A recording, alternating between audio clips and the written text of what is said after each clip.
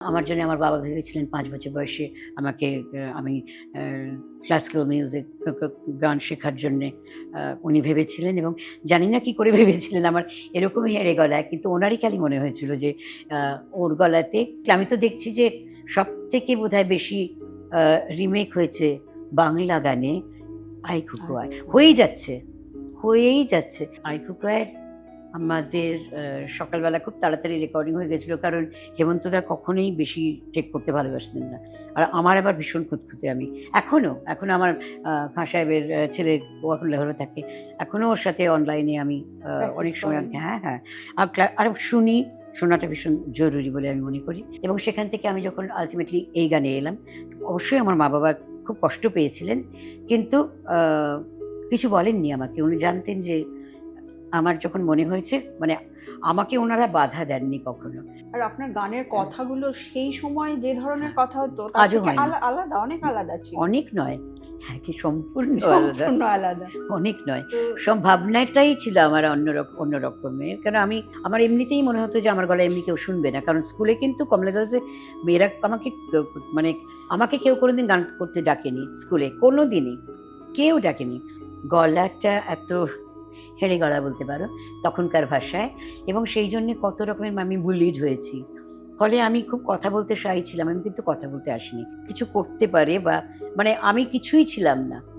মানে একটা কিছু নোবডি থেকে হঠাৎ আমি সামবডি হয়ে গেলাম। ওরা কেউ কিছু করতে পারল না, যারা নাকি ওখানে সবসময় লিডার্স ছিল। কতজন বলেছে করছেন শ্রাবন্তীকে দিয়ে, মানে কেউ আসবে? এটা শুনেছি। তারপরে এও শুনলাম যে আমি নাকি নিজে ইনভেস্ট করে প্রোগ্রামটা করছি। আমার গানও কেউ গাইতে পারবে না বলেই গাইনি। একদম পরিষ্কার। সেটা আমার ভীষণ, এটাও আমি কনভিকশন থেকে বলছি। ভীষণ উন্নাসিক সে ব্যাপারে আমি। কেন তো আমি জানি যে আমরা যা করেছি, উত্তম কুমার যদি কিরিটি রায় করে, কেন কেউ এক্সপেক্টই করবে না তো সেটা।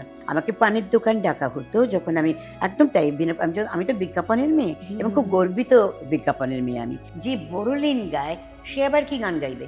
উফ, কতক্ষণ বকবক করেছি তুমি জানো?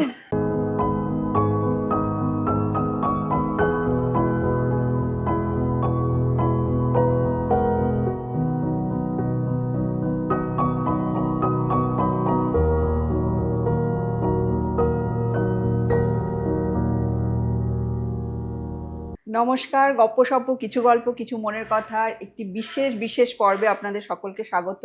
আজকে আমি কোনো ভূমিকা করব না। আপনারা আমাদের প্রোমো দেখেছেন, টিজার দেখেছেন, বুঝতেই পারছেন আজকে আমাদের বিশেষ অতিথি কে। আমি সরাসরি অতিথির কাছে চলে যাব, কারণ তাকে নিয়ে ভূমিকা করার সাহস আমার নেই, দুঃসাহস আমার নেই। সরাসরি শ্রাবন্তী দি, অনেক অনেক ধন্যবাদ। নমস্কার। নমস্কার, আপনাদের সবাইকে নমস্কার। সবাই ভালো আছেন আশা করব। আচ্ছা, আই খুকু আয়ের 50 বছর হয়ে গেল, আর সেই কারণেই আপনার এবারের কলকাতা সফর, তাই তো? এবারে সফর তো ভীষণ ব্যস্ত।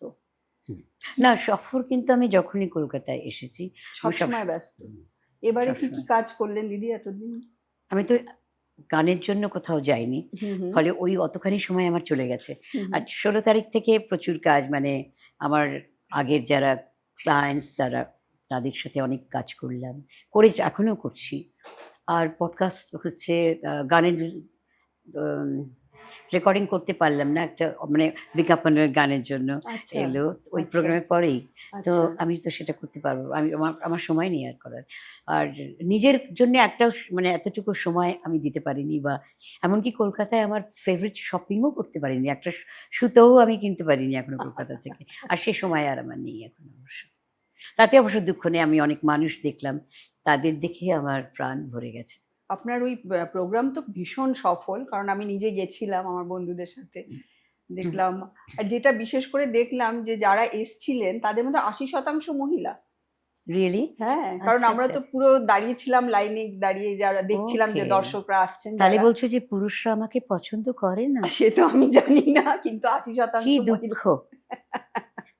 হৃদয়ে ভেঙে গেল, আমার মনটা খান হয়ে গেল।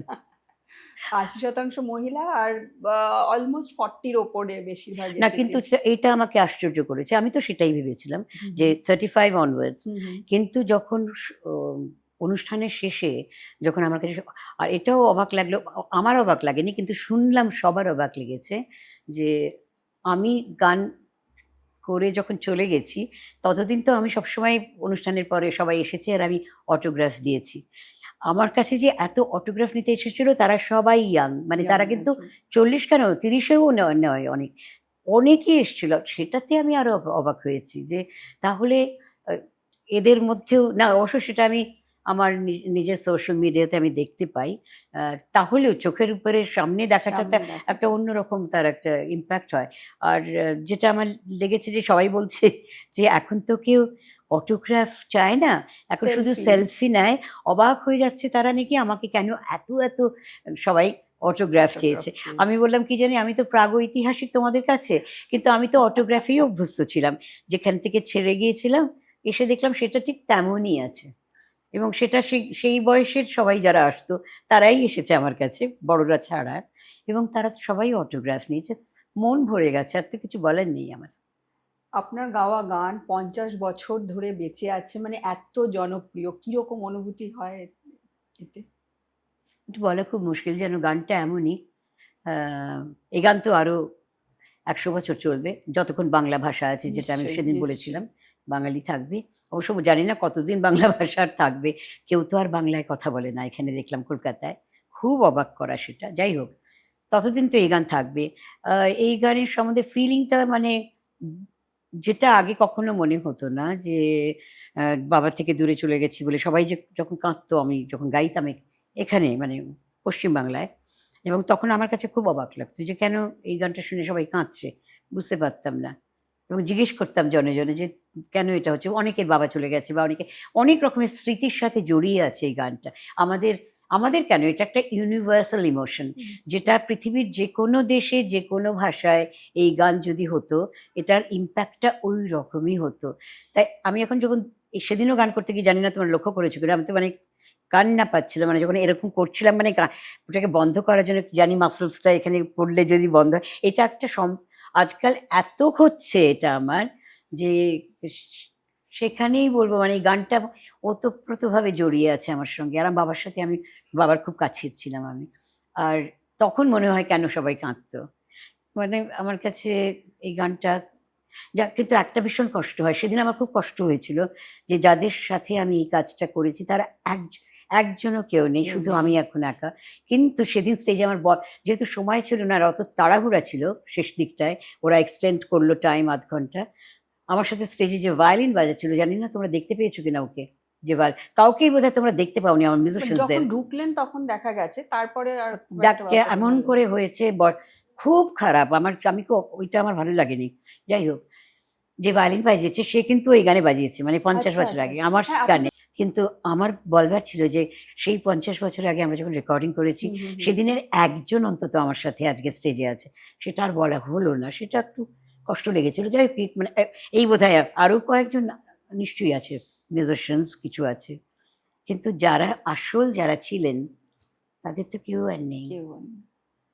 আমার এই গানটা শুনলে যেটা মনে হয়, এটা তো শুধু বাবা মেয়ের গান নয়, যে যখন যে লাইনটা আছে না, ছোট্টবেলা তোর ফিরিয়ে আনি, আমরা তো বারবার আমাদের ফেলে আসা দিনগুলোতে ফিরে যেতে চাই, সেই যে একটা পিছু ডাক, এটা একটা আমার মনে হয় একটা পিছু ডাকের গান, মানে শুধু বাবা আর মেয়ে নয়, মানে সব ক্ষেত্রে সব জায়গাতে আমরা তো যখন নিজের অতীত জীবনটাকে ফেলে বর্তমানে আসি, কত কিছু হারিয়ে যায়, সেই হারিয়ে যাওয়ার কাছে ফিরে যেতে ইচ্ছে করে বারবার। সেই টানটা থেকেও কিন্তু আমার কান্না পায় যে মানে যে যেমন করে পারে ইন্টারপ্রেট করতেই পারে।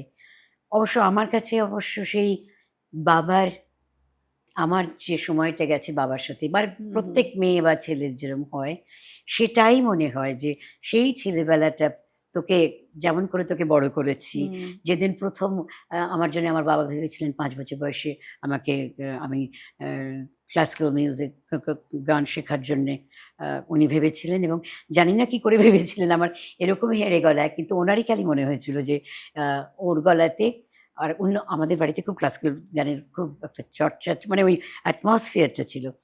তো সেসব কথাই মনে হয় আমার। যে যখন বাবার কোলে চড়ে আর কোলে বসতাম আর বাবা গাইতেন, বাবার সাথে কত মনে পড়ে সেদিনেরও কথা। আর আমার এই ভুলিও প্রিয় এইসব গান মানে ওনার গলায় শুনতাম খালি গলায় এমনি। আর এরম করে বড় হয়েছি, ফলে আমার ছেলেবেলাটা বা বড়বেলাটাও ভীষণ করে জড়িয়ে আছে ওই সব কিছুর সাথে। আমার সেটাই মনে হয় আমার কাছে। কিন্তু এটা ঠিকই যে তুমি যেটা বললে, এর ইন্টারপ্রিটেশন তো অন্য কত কিছু ভাবেই এই গানের হতে পারে, হতেই পারে, এবং সেটাই হয়তো হবে এর পরেও। কিন্তু এই গান ডেফিনিটলি আমি তো দেখছি যে সবথেকে বোধহয় বেশি রিমেক হয়েছে বাংলা গানে 'আই খুকু আয়'। হয়েই যাচ্ছে, হয়েই যাচ্ছে। আমি কদিন আগে গিয়েছিলাম রেডিওর ৫০ বছর সেই একটা অনুষ্ঠানে। সেখানে আম একজন ভদ্রলোক চাইল্ড স্পেশালিস্ট, তিনি এসে বললেন এরকম করে, "নমস্কার, আ আমি আপনার একটা গান গাইলাম। সেদিন গিয়েছি আমি আমার মানে সেই ঐতিহাসিক গান।" আ আমি বললাম, "ও আপনার মেয়ের সঙ্গে?" বলল, "হ্যাঁ।" উনি চাইল্ড স্পেশালিস্ট। তো তখন আমি ভাবলাম যে মানে এটা তো তারপরে তোমাদের অনেক বোধহয় ট্যালেন্ট শোতে আমি শুনেছি নাকি অনেকেই গাইছে এইসব গান, এই গান। হুম, হুম। তখন মনে হয় ওইসব ভেবে তো আর আমাদের গান হয়নি তখন এসব। ছিল না এসব। আর আমাদের ওসব মনে হতো না। আমাদের মনে হতো পুজোতে গাইছি আমার রেকর্ড, আমার মানে কি গাইবো? কোন গানটা হলে ভালো হয়? সেভাবেই গানটা করা। তারই একটা গান আমার ছিল আমার রেকর্ডের, এবং সেইবারই ১ম আ HMV ইপি রেকর্ড বেরোতে শুরু হলো, যখন ৪ টে গান ৪ দুটোর টা। বদলে। তো আমার তো একটা দিকে পুরো গানটা ছিল 'আই খুকু আয়', অন্যদিকে অন্য দুটো গান ছিল। তো সেটাই সেভাবেই হয়েছে আরকি। সেই গান রেকর্ডিং এর সময়ের কোনো ঘটনা, কোনো মানে যেটা খুব মনে আছে এরকম কিছু মনে পড়ছে এখন? হ্যাঁ, 'আই খুকু আয়' আমাদের সকালবেলা খুব তাড়াতাড়ি রেকর্ডিং হয়ে গেছিল। কারণ হেমন্তদা কখনোই বেশি টেক করতে ভালোবাসতেন না। আর আমার আবার ভীষণ খুঁতখুঁতে আমি। যার ফলে আমার মনে হয়েছিল দুটো টেকের পরে যখন দুটোই ওকে হয়েছিল অ্যাকচুয়ালি। তো উনি বললেন, আমি বললাম যে, "হেমন্তদা আরেকটা টেক করতে পারি?" তখন বলল, "কেন করতে চাইছো বলো?" তো আমি বললাম যে, "আমার মনে হচ্ছে আমি যদি আরেকটু ভালো গাইতে পারি।" বলল, "কোন জায়গাটা খারাপ হয়েছে?" আমি বললাম, "সেটা জানি না। তখন শুনিনি তো হুম, হুম। আমরা। গান রেকর্ডিং হয়ে গেছে।"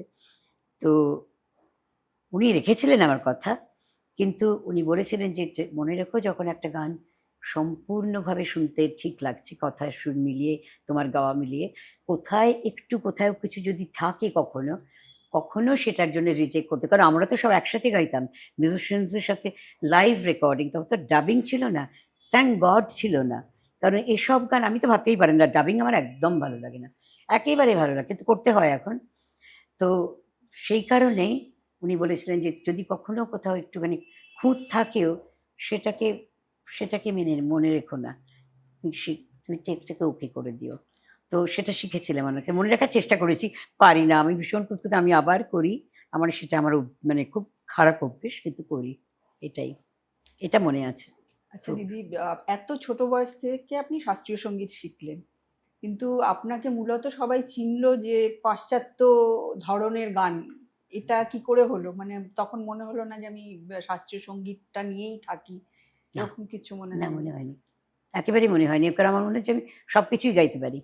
যদি আমার শাস্ত্রীয় সঙ্গীত তার সাথে গাইতে পারি, আমি সেটাও পারব। আমি সব, কারণ আমি তখনও গান শিখছি। হুম, হুম। আমি তো গানটা ছেড়ে দিইনি। আমি তো ক্লাসিক্যাল তখনও শিখছিলাম আমি। আচ্ছা। ফলে আমি সারা জীবনই প্র্যাকটিক্যালি এখানে থাকাকালীন আমি এখনো আমার খাঁ সাহেবের ছেলে, ও এখন লাহোরে থাকে। এখনো ওর সাথে অনলাইনে আমি প্র্যাকটিস অনেক সময় করেন? হ্যাঁ, হ্যাঁ। আর শোনাটা ভীষণ জরুরি বলে আমি মনে করি। যেকোনো আ জিনিসই শেখার সময়, যেমন লেখা, তুমি যদি লেখো তোমার পড়াটা ভীষণ দরকার, শোনাটা ভীষণ দরকার। এটা আমার বিশ্বাস। আমি এভাবেই বড় হয়েছি। আমাদের বাড়িতে সেটাই ছিল। ফলে মানে আমাদের বাড়ি ছিল ক্লাসিক্যাল, রবীন্দ্র নজরুল আর রজনীকান্ত, মানে তখন যা ছিল সেই সময়কার বাঙালিদের যা ছিল, এবং সেখান থেকে আমি যখন আল্টিমেটলি এই গানে এলাম, অবশ্যই আমার মা-বাবা খুব কষ্ট পেয়েছিলেন। কিন্তু আ কিছু বলেননি আমাকে। উনি জানতেন যে আমার যখন মনে হয়েছে, মানে আমাকে উনারা বাধা দেননি কখনো। কিন্তু আমি জানি ওরা কষ্ট পেয়েছিলেন। সেটা একদম ঠিক কথা। আচ্ছা। এবং হ্যাঁ, এখনো মনে হয়, এখনো আমার করতে ইচ্ছে করে। তো এখন তো আর আমি খেয়ালে যাব না। হুম, হুম, আমার যেমন গজল আমি করেছি, আমার রেকর্ড আছে, হুম, করেছি। হুম। কিন্তু আমার প্রোগ্রাম করতে ইচ্ছে করে এখন। আরো এগুলো গাইতে ইচ্ছে করে। আমি কীর্তন থেকে আরম্ভ করে জ্যাজ, আমার সব ভাল লাগে। আমি সারা পৃথিবীর গান শুনতাম। আপনার গলায় ফোকও খুব ভালো লাগে আমি শুনতে। প্রচুর ফোক করেছি আমি, প্রচুর। মানে কত ফোক আমি করেছি। অ্যাকচুয়ালি আমি যত রকমের গান গেয়েছি, আধুনিক বাংলা গানের জগতে আজও পর্যন্ত পুরনো এবং নতুন মিলিয়ে বলছি কেউ করেনি। মানে আমি তো ফোক থেকে আরম্ভ করে কীর্তন পর্যন্ত করেছি, তার সাথে পপ, তুমি বলো আধুনিক, রাগ প্রধান, মানে সব কিছু করেছি আমি। তুমি ইউ জাস্ট নেম ইট, আমি সবই করেছি। আর আপনার গানের কথাগুলো সেই সময় যে ধরনের হ্যাঁ, কথা হতো তার আজও থেকে হয়নি। আলাদা, অনেক আলাদা ছিল। অনেক নয়, হ্যাঁ, কি সম্পূর্ণ আলাদা। সম্পূর্ণ আলাদা। অনেক নয়। তো ভাবনাটাই ছিল আমার অন্য রকমের। কারণ আমি যেরকম ব্যাকগ্রাউন্ড থেকে এসেছিলাম, কিন্তু সেটা বড় কথা নয়। আমি সারা পৃথিবীর গান শুনতাম। সেইভাবে বড় হয়েছি আমি। আর সেগুলো আমাকে খুব অ্যাট্রাক্ট করত। ওই যে তোমাদের গল্পটা বললাম, নীল চোখ গিটার ম্যান। হ্যাঁ, আমার এলভিস আমার ভীষণ প্রিয় ছিল। তখন বিটলস ছিল। তখন কতজন ছিল। তো আমি সবার গান শুনতাম। আমার যেটা ভালো লাগতো ওদের গানের, যে আধুনিক গান গাইতে গেলে সব মেয়ের গলা ভীষণ সরু এবং হাই পিচড। আর আমার গলাটা ঠিক অপোজিট। আমার এমনিতেই মনে হতো যে আমার গলা এমনি কেউ শুনবে না। কারণ স্কুলে কিন্তু কমলা গার্লসে মেয়েরা আমাকে মানে আমাকে কেউ কোনোদিন গান করতে ডাকেনি স্কুলে, কোনোদিনই। কেউ ডাকেনি। অথচ আমরা যখন শিখতাম রবীন্দ্রসঙ্গীত, আমাদের কম্পালসরি ক্লাস ছিল। ভারতীদি অত্যন্ত যত্ন করে শিখিয়েছেন। আমি প্রত্যেকটা গান আজও মনে রেখেছি। পরে যখন মায়াদির কাছে গান শিখতে গেছি, মায়াদির কাছে গিয়ে শুনলাম ভারতীদি মায়াদির বোন। এটা শুনে তো আমি অবাক হয়ে গেলাম যে একই ঘরানা। তো আমি তো সেই গান শিখেইছি। কিন্তু আমাদের স্কুলে যে চণ্ডালিকা, তাসের দেশ বা এত গানের এত কিছু হতো, কোনোদিন কেউ আমাকে ডাকেনি। এবং আমার গলাটা এত হেঁড়ে গলা বলতে পারো তখনকার ভাষায়। এবং সেই জন্যে কত রকমের আমি বুলিড হয়েছি। ফলে আমি খুব কথা বলতে শাই ছিলাম। আমি কিন্তু কথা বলতে আসিনি। গান গাইতে এসেছি। তাতে আমার কিছু এসেও যায়নি। কারণ আমি যখন গান করতে শুরু করলাম, তখন সবাই বলেছিল, "এ কি আমাদের সেই শ্রাবন্তী?" এটাও শুনলাম। কিন্তু আমি তাদের কারো মুখও দেখতে যাইনি। আমার তাদের সাথে কিছু এসেও যায়নি। এবং তারা কেউ কোনোদিন ভাবতেও পারেনি এরকমই আমরা, হুম, যে শ্রাবন্তী কিছু করতে পারে, বা মানে আমি কিছুই ছিলাম না। মানে একটা কিছু নোবডি থেকে হঠাৎ আমি সামবডি হয়ে গেলাম। ওরা কেউ কিছু করতে পারল না। যারা নাকি ওখানে সবসময় লিডার্স ছিল, তাদের কাছ থেকে অনেক কিছু শুনেছি আমি। কিন্তু আমাকে কোনো কিছু স্পর্শ করতে পারেনি। কেন আমি তো জানি আমি যেটা করতে চাই, এবং সেটা খুব কনভিকশন এর সাথে করি, এবং আমি জানি যা করব সেটা ভালো করব। আমি কারোর জন্যে কেয়ার করব না, ও এটা বলবে, সে সেটা বলবে, তো আমি কোনোদিন কেয়ারও করিনি। আজও করি না আমি। এবং সেই কারণেই বোধহয় ভালো করে কাজ করতে পেরেছি। মানে একদম মুক্ত হস্তে। আর আমার এত স্বাধীনতা ছিল কাজ করার। তো সেই জন্যই মানে বাঙালিদের সেই আমি দেখেছি এখনো কিন্তু সেটা যায়নি। এটা আমি দেখতে পাই। এখনো যায়নি। এটা বোধহয় অন্যদের, ভারতের আর অন্যান্য প্রদেশে কি আছে জানি না। কিন্তু এখানে এখনো আছে। এটা আমি দেখলাম এখনো। মানে আমার এই শোটাতে করতে গিয়েই দেখেছি আমি। কতজন বলেছে, করছেন শ্রাবন্তীকে দিয়ে, মানে কেউ আসবে? এটা শুনেছি। তারপরে এও শুনলাম যে আম আমি নাকি নিজে ইনভেস্ট করে প্রোগ্রামটা করছি। মানে কত যে কিছু শুনলাম, এখনো আমি ভাবলাম আমি এখানে থাকিও না পর্যন্ত। আর আমার সাথে কোনোদিন কারো কম্পিটিশন এইজন্য ছিল না। কারণ আমার গান আজ পর্যন্ত কেউ গাইতে পারেনি। তাহলে বলবে, "তাহলে আইখুকু আর কি করে গাইছে?" ওইটা একটা এমনই গান, একটা রাস্তায় যে কিচ্ছু করে না, ওকে তুমি ডেকে তুমি বলবে আইখুকু। সেটাই আমার ইনস্ট্রাকশন ছিল মিস্টার ইন্টারেস্টিং, হ্যাঁ। বালসারাকে। এমন একটা গান সুর করবেন, যেটা একটা ছোট্ট কিড থেকে বড় আইখুকু এটা গাইতে পারবে। এটা হচ্ছে একটা গান। এমনই কথা, এমন সুর হবে যেখানে কোনো সুরের কায়দা থাকবে না। যে কেউ গাইতে পারবে। কিন্তু আমার গান তো আর কেউ যেমন গীতা দত্তের গান ভীষণ কম লোক গেয়েছে। গাইতে পারত না বলে। হুম, আমার হুম, গানও কেউ গাইতে পারবে না। পারবে না বলেই গায়নি। একদম পরিষ্কার। সেটা আমার ভীষণ, এটাও আমি কনভিকশন থেকে বলছি। ভীষণ উন্নাসিক সে ব্যাপারে আমি। কেন তো আমি জানি যে আমরা যা করেছি, আমি তো নয়। এটা তো আমার করা নয় একা। এটা তো আমরা, আমি যাদের সাথে কাজ করেছি, তো সবটা তাদের। আমি হুম। তাদের হাতে তৈরি।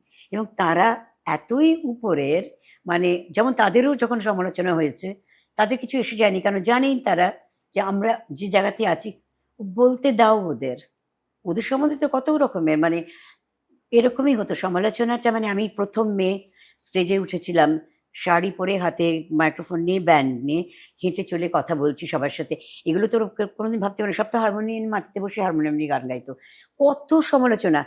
এখনো শুনছি, কিন্তু তারাই কিন্তু আমাকে কপি করল পরে। করে আজ তারা চেষ্টা করছে। তাতে কিছু হবে না অবশ্য ওদের, এটাও বলে দিলাম।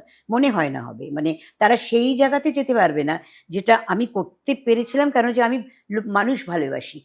আমি হচ্ছি পিপলস সিঙ্গার। একদম তাই। আমি অসম্ভব মানুষ ভালোবাসি। সেই জন্যই হয়তো কথা বলতে পারি। আর এটা আমার মনে হয় আমার ডিএনএতে আছে। আমার বাবা অসম্ভব ভালো অরেটর ছিলেন। তার মতো জ্ঞান আমার নেই। তিনি যতটা তিনি এত উইজডম ছিল তার। কিন্তু আমি সেটা নেই। কিন্তু যতটুকু দেখেছি, শিখেছি, মানুষের সাথে কথা বলা, মানুষের কাছাকাছি আসতে পারা। আমি তো আর তোমাদের দিয়ে কিছু হবে না। আমার তো মাটির মানুষ চাই। আমি তো সারা পশ্চিমবঙ্গকে চাই এবং তাদের আমি দেখেছি, তাদের আমি বুঝেছি, আমি তাদের ভালোবেসেছি। তারা আমাকে ভালোবেসেছে, তোমরা সেদিন দেখতেই পেলে।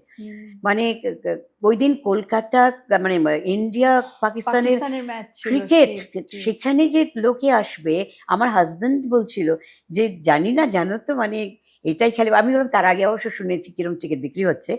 তো সেইটা একটা সত্যিকারের মানে শিবরাত্রি ছিল, জানতাম শিবরাত্রির দিনে হয়তো অনেকে আসবে কিংবা আসবে না। কিন্তু মানে ইন্ডিয়া পাকিস্তান ম্যাচ তো মানে সাংঘাতিক অবস্থা। হ্যাঁ। সেদিন তাও তো সবাই এসেছিলেন। সবাই কথা বলেছে। সবাই কত কিছু জানতে চেয়েছে, কত গানের অনুরোধ করেছে, হ্যাঁ। কত কিছু শুনতে চেয়েছে। কানের হয়ে শুধু তাই, শুধু আমি তাদের ভালোবেসেছি বলে তারা আমাকে আজও অতটাই ভালোবাসে। আর সেটাই দেখতে এসেছিলাম আমি এবার। যে আমি যে এতদিন পাবলিক স্টেজে পারফর্ম করিনি, করেছি অন্য অনেক করেছি। কিন্তু পাবলিক স্টেজে এভাবে করা হয়নি অনেক বছর। সেটা দেখতেও আমি এসেছিলাম যে আমি কি এখনো সেখানে আছি? তাই জন্যই বললাম যে তাহলে আমার কলকাতা তাহলে আমারই আছে। একদমই তাই। মানে মনটা ভরে গিয়েছিল যে আমি তো সাধারণের জন্যে। একদম। আমাকে পানের দোকান ডাকা হতো যখন আমি একদম তাই আমি তো বিজ্ঞাপনের মেয়ে এবং খুব গর্বিত বিজ্ঞাপনের মেয়ে আমি। মানে আমার কাছে বিজ্ঞাপন ভীষণ ইম্পোর্টেন্ট। আমি ভীষণ গর্বিত যে আমি বিজ্ঞাপন আর আমি একাকার হয়ে গেছি। এবং আমি খুব গর্বিত বোরোলিন গার্ল। এটাও ঠিক, সত্যি কথা। দুটো মিলিয়েই বলছি আমি। তো সেখানে পানের দোকান থেকে আমি বলেছিলাম আমি আ সেটাকে আমি ড্রয়িং রুমে আনবো। আর আমরা এ নিয়েও ছিলাম। আমাদের মতো অত সাহিত্য আ এবং গানের দিক থেকে অত enriched প্রোগ্রাম যা মানুষকে আমরা দিয়েছি এবং সবাই বলত, "এগুলো কি কেউ শুনবে?" আমি বলেছিলাম, "ভালো জিনিস দিতে পারলে নিশ্চয়ই শুনবে।" আমাদের সবার সেই conviction টা ছিল। যার কারণে স্টুডিওতে আমরা ওই কাজটা করতে পেরেছি। এবং যাদের সবাই বলত মানে নাকুচু মানে নাক সিটকোত, "ও ওরা তো লেখাপড়াই করেনি, ওরা কি বুঝবে?" তাদের কাছ থেকে যেভাবে যে রেসপন্স আমরা পেয়েছি, আমি মাঝে, মাঝে ভাবি যে এই ধরনের আ যখন কেউ কথা বলে, কাউকে না জেনেই জাজমেন্ট দেয়, অনেক আমি এখনো দেখতে পাই সোশ্যাল মিডিয়াতে অনেক সময় দেখি। মানে আমাকে খুব অবাক করে যে, "এভাবে দেখো না মানুষকে। মানুষ কিন্তু সত্যিকারে তাদের মন দিয়ে সবকিছু করে। তুমি যদি ভালো জিনিস দাও, কখনো সেটা আ কখনো মানে সেটা সফল হবেই। সেটা তাদের ছুঁবে। আর তুমি যদি করতে না পারো, সেটা তো তাদের দোষ না, সেটা আমাদের দোষ। আমি করতে পারিনি। আমি আমার গানটা সেভাবে গাইতে পারিনি। আমার গানটা তাদের ছুঁতে পারেনি বা আমার কাজ তাদের কাছে পৌঁছয়নি। সেটা তো আমার দোষ। এটা তো তাদের দোষ না তো। আমি কক্ষনো ভাবি না এটা। আমি সবসময় ভাবি এটা কিন্তু আমাদের দায়িত্ব, তাদের নয়। সেইজন্যই আমার মনে হয় যে কখনো আমি কোনো মানুষকে আমার কাছে আমি ছোট করে ভাবি না। আমি কত জায়গাতে গান করতে গেছি, দাওয়ায় বসে আ গানের পরে রাত্রিবেলার মানে অনেক রাত, তখন বোধহয় গভীর রাতে খেতে দিয়েছে। কোনোদিন আমার মনে হয়নি যে আমি ওখানে বসে আমি ওখানে দাওয়ায় বসে এরমভাবে মাটিতে বসে আমার অনেক মিউজিশিয়ানরা সেটা করেছে। আমার এত খারাপ লাগতো যে, "তোমরা কি কোথা থেকে তোমরা এসছো? রোজ তোমরা বিরিয়ানি খাও বাড়িতে? যে তোমরা এটা করতে পারো?" আমার কোনোদিন এটা মনেই হতো না এসব আমার। ফলে আমি মানুষকে ভালোবাসি বলেই আমি মানুষের এত কাছাকাছি থাকতে পেরেছি। আজও তাই। আমি যখনই গান গাই, আমি তাদের ভেবে গাই। যে আমি জানি যে আমার মনটা যদি আমার গানে থাকে এটা তাদের স্পর্শ করবে। বা আমি যদি আবার রেডিও করি, আমি জানি আমাকে ওদের ভালো লাগবে আবার। সেইভাবেই লাগবে। দেখো এটা আমার কনভিকশন। জানি না, বলতে পারব না। কিন্তু তবুও বিশ্বাস আমার। নিশ্চয়ই। এটাই। আর আপনি তো জিঙ্গলস আর বেসিক গান দুটো সাথে একসাথেই না, করেছেন। আমি তো বললাম ভীষণ আমি মানে আমি আ ভীষণ গর্বিত আ বিজ্ঞাপনের মেয়ে আমি। আমার ১ম আরম্ভ বিজ্ঞাপন দিয়ে, হুম। পরে গান। না, যখন আপনি বেসিক গান করছেন তখনও জিঙ্গলসও তো ও গাইছেন। বাবা! আমি তো হ্যাঁ, সারা জীবনই সেটাই জিঙ্গল বলছি। গেয়েছি। হ্যাঁ। যত বছর এখানে থেকেছি। হ্যাঁ, সেটাই। হাজার, হাজার জিঙ্গল। অনেক সময় দেখা যায় ধরুন যারা পরে অনেক বিখ্যাত সঙ্গীত শিল্পী হয়েছেন তারা জিঙ্গলস হয়তো গেয়েছেন কখনো সখনো, পরে আবার বন্ধ করে দিয়েছেন। না, আমি তো বললাম যে ভীষণ গর্বিত তো আমি। বিজ্ঞাপন আমার কাছে ভীষণ ইম্পোর্টেন্ট। বিজ্ঞাপন আমি প্রাণ দিয়ে ভালোবাসি। যতটা প্রাণ দিয়ে আমি গান ভালোবাসি, বিজ্ঞাপনের গানটাও আমি অতটাই ভালোবাসি। যদি তারা করত কেন যে আমাদের সময় আমি যেসব বিজ্ঞাপনে গান গেয়েছি যারা করেছেন তারা এত বড় এবং তারা তো গান তৈরি করেছেন, তাই তো তোমরা মনে রেখেছো। সেটা যদি গান না হতো আমারই কি মনে থাকতো নাকি? আমার তো কত জিঙ্গলস আজও আমি করে গেয়ে দিতে পারবো, শুধু সেগুলো গান ছিল বলে। আজ তো আর গান হয় না, সেগুলো একটা জঘন্য জিঙ্গল, গান মনে রাখতে পারি না আমি, মানে এখন কি শুনতেও ইচ্ছে jingles করে না। হয় আদৌ? বেশিরভাগ হয়, সময় তো শুনি শুনেছি যে তো হয়। আহ, ডাবিং তো আমি ভাবতেই পারি না। জিঙ্গলের নাকি আবার ট্র্যাক তৈরি হয়, ১ মাস ধরে নাকি জিঙ্গল তৈরি হয়। আমাদের তো 5 মিনিটসে মিস্টার বালসারা সিগারেটের প্যাকেটের পেছনে গান লিখছেন, নোটেশন লিখছেন, পুলকদার ৫ মিনিটে লেখা হয়ে গেল। আমরা ০.৫ ঘন্টা থেকে ১ ঘন্টা আমাদের গান তৈরি, লাইভ মিউজিশিয়ানস, লাইভ গান, ১ ঘন্টায় ফিনিশড এভরিথিং। আর স্ক্র্যাচেস অ্যান্ড ক্র্যাচেস, মানে আমি বুঝতে পারি কত স্ক্র্যাচ করেছি আমরা। কি জানি আমি জানি না। আমাদের সময় গান হতো। আমাদের সময় এত ক্রিয়েটিভ জিঙ্গলস হয়েছে, হুম, হুম। যে জন্যেই কিন্তু গাইতে এত ভাল লাগতো। পুলক বন্দ্যোপাধ্যায় যদি লেখেন তাহলে শুধু তো পুলকদা না, বেশিটাই পুলকদা। তাছাড়াও যিনি আমার মেন্টর ছিলেন, যিনি স্টুডিও জাজ ছিল, কর্নেল বোস, হুম, হুম। তিনিও অনেক লিখেছেন জিঙ্গল এবং স্পটস, প্রচুর, প্রচুর। নাটকও পর্যন্ত লিখেছেন। কিন্তু আমাদের টিমটাই ওই ছিল। পুলকদা, বা মিহির সেন, সুভাষ বসু, কর্নেল বোস, সুধীন দাশগুপ্ত, আরও অনেকে, মৃণাল বন্দ্যোপাধ্যায়, কে না, শিবদাস দা লেখেননি কোনোদিনই। তারপরে গানের জগতের তো সবাই প্রচুর জনরা ছিলেন। মানে নানা রকম আ জনরা তারা এসেছেন। সে নজরুলগীতি থেকে আরম্ভ করে রবীন্দ্রনাথের গান। তখন তো রবীন্দ্রনাথের গান অনেক রেস্ট্রিকশনস ছিল। হুম, কেন হুম, হুম, তখন হুম। তো তখনও তখনও তাদের কপিরাইট ছিল। কপিরাইট ছিল। ফলে আমি তো করতে পারি। মায়াদি আমার জন্য গান বেছে বিশ্বভারতীতে পাঠালেন। মায়াদি পাঠিয়েছিলেন। মানে কোনোভাবেই অ্যাপ্রুভড হলো না। যখন আমি রবীন্দ্রনাথের গান গাইতে পারলাম এখানে, যখন আমি গাইলাম, তখন মায়াদি ছিলেন না। মানে ভাবা যায় না যে সন্তোষ কুমার ঘোষ সাহিত্যিক, হুম, হুম। তাঁর জন্যে কিন্তু আমি রবীন্দ্রকাননে একবার আমাকে সন্তোষদা আমার খুব রবীন্দ্রনাথের গান ভালোবাসতেন।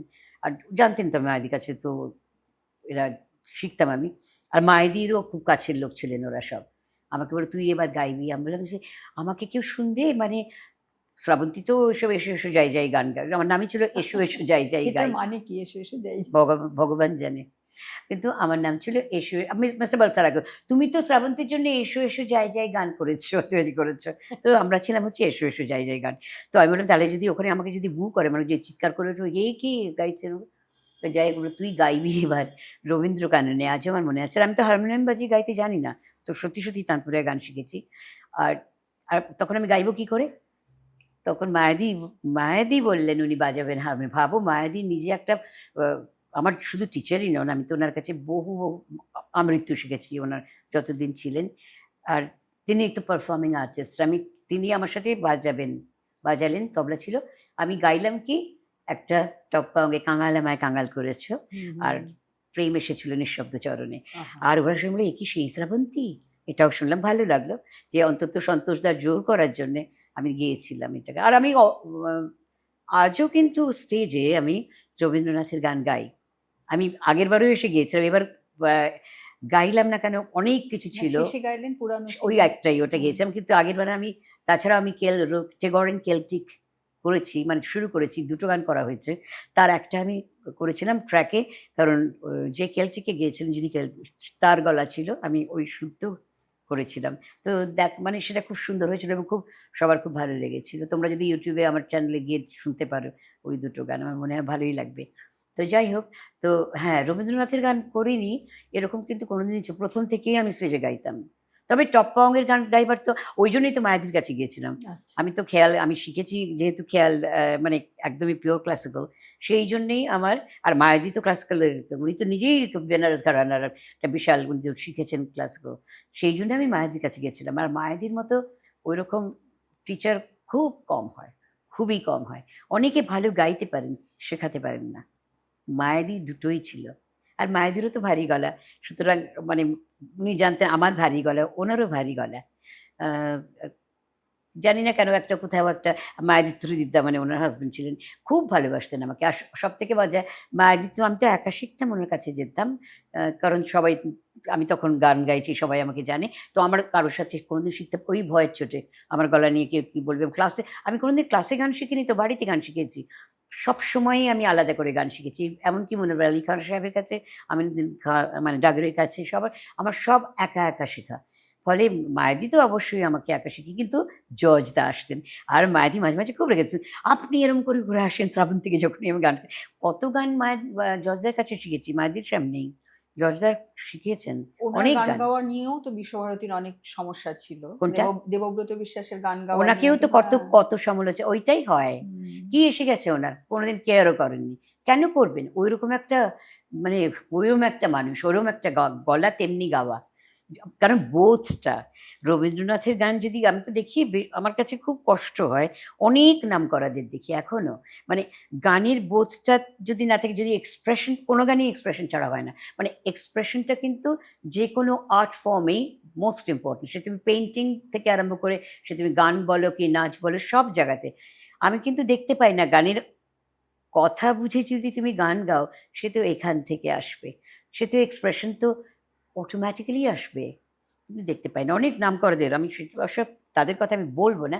কিন্তু আমি দেখি, আর যাই হোক, হতেই পারে। কিন্তু আমার কাছে এক্সপ্রেশনটা ভীষণ ইম্পর্টেন্ট। আমার যেই কোনো গানে, সেটা পপ হলেও তাই কিন্তু। নিশ্চয়ই। এক্সপ্রেশন ছাড়া কিন্তু হয় না সেটা। এবং সে না করলে আর সেটা কেউ করতে পারে। ওইজন্যই বললাম আমার গান করা খুব কঠিন কারো পক্ষে। আমার একটা অ্যালবামের নাম হচ্ছে পুলকদারই লেখা, 'আমি একটু অন্য ধরনের মেয়ে।' এটা যে কত সত্যি সত্যি। একবার বলে বোঝাতে আমি একদম ডানপিটে, ভীষণ দুষ্টু, সবকিছু মিলিয়ে মিশিয়ে আমি একদম ঐরকম ছিলাম। তো ছিলাম মানে আমি এখনো তাই। তো এখন তোমরা অবশ্য প্রাগৈতিহাসিক করে দিয়েছো আমাকে। না কেউ "দিদি করেনি। আপনার কষ্ট হচ্ছে না তো? আপনি একটু ধরবো আপনাকে? আচ্ছা আপনি যে অতক্ষণ দাঁড়িয়ে গেলেন, ঠিক আছেন তো? শরীর ঠিক আছে?" আমার কাছে না এগুলো ভীষণ নতুন কথা। সত্যি বলছি। মানে আমার মনে হয় যে প্রাগৈতিহাসিক, কিন্তু আমি তো বুঝতে পারি না এখানে। সবটা তো এখানে। এখানে তো না। হুম, তুমি যেটা ভাববে, যেটা তুমি তোমার ব্রেন যা বলবে, তোমার ব্রেন কিন্তু সেটাই শুনবে। তুমি নিশ্চয়ই। যদি বলো কিছু ভাবো পজিটিভ, ব্রেন সঙ্গে সঙ্গে পজিটিভ দিকগুলো চেষ্টা করবে দেখতে। তুমি যদি নেগেটিভ ভাবো, ব্রেন কিন্তু ওই নেগেটিভ গুলোতেই স্টিক করে করবে থাকবে। একদম। তো সেই কারণে আমি জানি না, মানে আমি শুধু নয় কিন্তু, আমার সাথে যারা বড় হয়েছে, এখনো যারা কাজ করছে এখানে, তারা সবাই কিন্তু তাই। হুম, হুম, হুম। মানে আমরা তো সমসাময়িক সব। কিন্তু কাউকেই তুমি দেখবে না। কেউ আমরা প্রাগৈতিহাসিক হই। বরঞ্চ তোমরা অনেক জায়গাতেই দেখতে পাই প্রাগৈতিহাসিক। কিন্তু আমরা কেউ নই। আমাদের অতটাই এনার্জি, এখনো ১০০ বছর যদি বাঁচতাম, মানে ওখানে তো ১০০ বছরে, এখনো ডেভিড অ্যাটনবরা ১০০, উনি তো আজও তো চলে ফিরে ডকুমেন্টারি করছেন কি করে? যারা ৮০ থেকে ৯০, ১০০ যারা গান গাইছেন এখনো, দাপিয়ে স্টেজ, অত বিশাল স্টেজে কি করে গাইছেন তারা? তাহলে কেন মানে আমার সম্বন্ধে এটা লোকের ভাবনা হবে? কেন হবে সেটা? কারণ এখন তো টেলিভিশনে সবাই সবকিছু দেখতে পায়। আমাদের সময় তো ওরকম কিছু হুম, ছিলই হুম, না। হুম, কিন্তু হুম। তাহলে তো জানে কি হয়। তাহলে কেন আমাকে নিয়ে মানে এত সবার, না কিন্তু এটা একটা কথা বলছি তোমাকে, তারা যারা আমাকে এটা বলেছেন, তারা কিন্তু তাদের কনসার্ন থেকে বলেছেন। হ্যাঁ, তারা নিশ্চয়ই। কিন্তু ভালোবেসে বলেছেন, সেটাও আমি বলছি। মানে এই যে বলাটা যে, "দিদি তুমি ঠিক আছো? এতক্ষণ তুমি দাঁড়িয়ে গাইলে যে তোমার শরীর ঠিক আছে কিনা বলো?" কত যে আমার কাছে মেসেজেস এসছে যে তুমি তারপরের দিন, অনেকে ফোন, যারা খুব কাছের, ফোন করেননি, দিদি নিশ্চয়ই অনেকক্ষণ।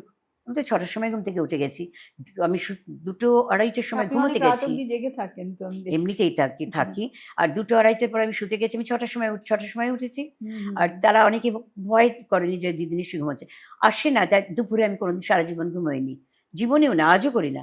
ওখানেও না। মানে আমার অভ্যেসই নেই। আমি কাজ করি, গান করি, যাই করি না কেন, লিখি, পড়ি, সবকিছু করি। তো সেই কারণেই তারা কিন্তু ভালোবেসে বলেছেন। সেটা আমি জানি। এটা আমি আমার শ্রোতাদের জন্যে বলছি। তোমরা যারা আমাকে এত মেসেজ পাঠিয়েছো, তাদের জন্যই আমি বলছি। আমি জানি তোমরা আমাকে ভালোবেসে বলেছো। আর সেটা আমার একটা ভীষণ বড় পাওনা, আমার প্রাপ্য। আমাকে খুব ছুঁয়েছে। কিন্তু আমি তোমাদের এই কথাটা বলব যে, তুমি যদি ইচ্ছে করো তুমি পারবে। এটা শুধু ডিসিপ্লিন। আমি খুব নিশ্চয়ই। ডিসিপ্লিনড। আমি ভীষণ ডিসিপ্লিনড মানে আমি। এই যে কথাটা আপনি বললেন যে ইচ্ছে করলেই পারা যায়। মানে শুধু আ মানে আপনার কাছে দুটো যেটা শুনলাম যে এক এক হচ্ছে স্কুলে আপনাকে বুলি করা হতো, আপনার গলা নাকি ভালো না, হেঁড়ে গলা সেই গলার নিয়ে আপনি বিশ্ব জয় করলেন। আর আশ্চর্যভাবে, আশ্চর্য মানে টাচউড, হ্যাঁ। সত্যি বলছি আমার কাছে না অবাক করায়। হ্যাঁ, তারপর তারপর এই যে আপনার অন্যরকম গান নিয়েও হুম, আপনাকে অনেক মানে সমালোচনার মুখে যে পড়তে বোরোলিন হয়েছে। এরকম সেন্টেন্স তোমার জার্নালিস্টরা লিখেছে, যে বোরোলিন গায় সে আবার কি গান গাইবে। আমি তখন তাকে জিজ্ঞেস করেছিলাম একবার যখন দেখা হয়েছিল যে, "আপনি যে লিখলেন আপনি তো গানের সমালোচক। তা যদি হয়ে থাকেন তাহলে তো আপনি বলবেন যে, 'ওহ! শ্রাবন্তী মজুমদার যেমন অসহ্য খারাপ গলা, তেমনি সে গান গাইতে জানে না, সুর ঠিক নেই যেমন কথা। আপনি আমার গানের কিন্তু সমালোচনা করবেন বা আলোচনা করবেন। আপনি তো ব্যক্তি সমালোচনা করেছেন। যে বোরোলিন গায় সে আবার কি গাইবে? এটা কি কোনো সমালোচনা?' আর বোরলিন তো একটা গান, সেটা যদি আমি তো জানি কতজনকে দিয়ে তারপরেও করার চেষ্টা করা হয়েছিল বোরলিন গাওয়ানোর। আমিও করেছিলাম, অনেককে দিয়ে চেষ্টা করেছিলাম। অনেক কমার্শিয়াল গান এই বিজ্ঞাপনের গান করা যে কত কঠিন তখন তারা বুঝেছিলেন। অনেক বড়, বড় শিল্পী আছেন যারা বিশাল তারা গায়ক বা গায়িকা। কিন্তু তারা বিজ্ঞাপনের গান গাইতে পারেনি। এটা যে কত কঠিন কেউ জানেই না। হুম, তোমার প্রত্যেকটা বর্ণ পরিষ্কার হতে হবে। পরিষ্কার হতে হবে। কত তাড়াতাড়ি তুমি কথা বলতে পারো, কত পরিষ্কার করে, এবং তার মধ্যে তুমি তোমার যেটা বলার যে মেসেজটা সেটা তুমি দিচ্ছ। জিঙ্গলস ছাড়াও তো কথা দিয়েও তো আপনার বিজ্ঞাপন সেটাই। আছে, তাহলে জবা প্রচুর, কুসুম প্রচুর, দিয়ে। প্রচুর, প্রচুর। হ্যাঁ, জবা কুসুম ১ম এ করেছিলেন গৌরীদি। তারপরে ওরা যখন আর রেডিও থেকে পারমিশন দিল না তখন আমি হুম, হুম। করেছিলাম। হ্যাঁ। অনেক, অনেক মানে হাজার, হাজার করেছি। সেটা তো পরে এটাই। হ্যাঁ, বল। দিদি আপনি রবীন্দ্রসঙ্গীতের কথা বলছিলেন, তো ওইটার ব্যাপারে একটা কথা যেটা জানতে ইচ্ছে করে যে এখন যে রবীন্দ্রসঙ্গীতের তো কপিরাইট উঠে গেছে, আর তো বিশ্বভারতীর কাছে যেতে হয় না। এখন যেসব এক্সপেরিমেন্ট হচ্ছে সেইটা নিয়ে আপনার কি মনে হয়? খুব সুন্দর কথা জিজ্ঞেস করেছো। আমার মনের মতো প্রশ্ন। দেখো, আমি একটা জিনিসই বিশ্বাস করি। আমি যে গানই গাই না কেন, আমি তাতে কিন্তু ভীষণ সৎ।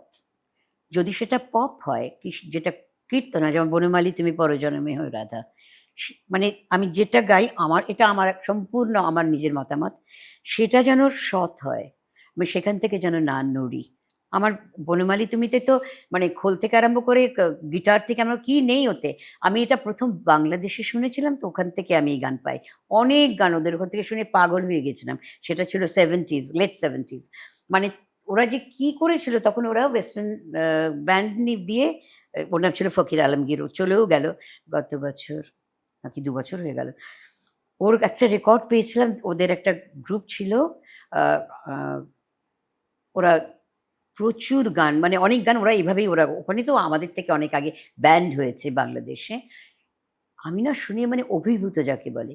যখন আমাকে ১ম জার্নালিস্ট অ্যাসোসিয়েশন বাংলাদেশের আমাকে ইনভাইট করল, আমি এই রেকর্ডটা পেয়েছিলাম। আমি তখন ফকির এসে আমার সাথে মিট করতে এসেছিল যে, "শ্রাবন্তী এসেছে।"